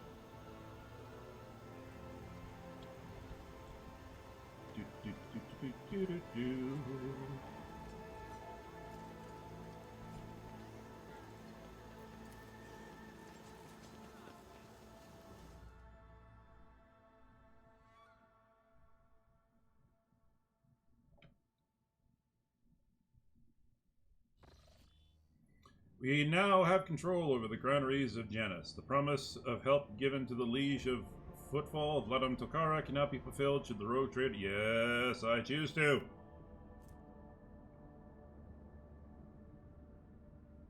Give me that profit factor.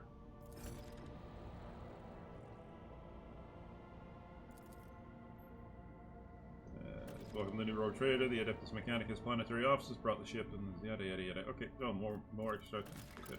Okay. Ultra Inquisitors, because I want that profit factor and that complacency. Bingo. All right. That will do it for this evening. I apologize to everybody about the scuff start and how bad things were. But at the end of the day, we got in, let's say, 3 hours. I probably spent half an hour dicking around trying to get my meal brought in. But I hope you enjoyed the stream. I think next week when I come back to Rogue Trader, I think next week I will be doing just mainly exploring, because I didn't want to screw this up on stream. I didn't want to shoot myself in the foot on stream either, but like I said, I think what I'm going to do is I'm going to just spend a bunch of time exploring all these other systems first, because apparently there is no time limit. Even though it keeps track of the passage of days in the game, there is no time limit, so I think I'm going to explore a bunch of these other systems, complete a bunch of secondary objectives, and then I will start going after the other main planets. Because apparently, once you've completed all 3 of the main planets, a timed mission pops up. So yeah, that's I'm gonna just start exploring and filling in the map. So I'll be doing that next week. I hope you guys enjoyed the stream, and I hope you guys enjoy the rest of your evening. Have yourself a good weekend, and take it easy.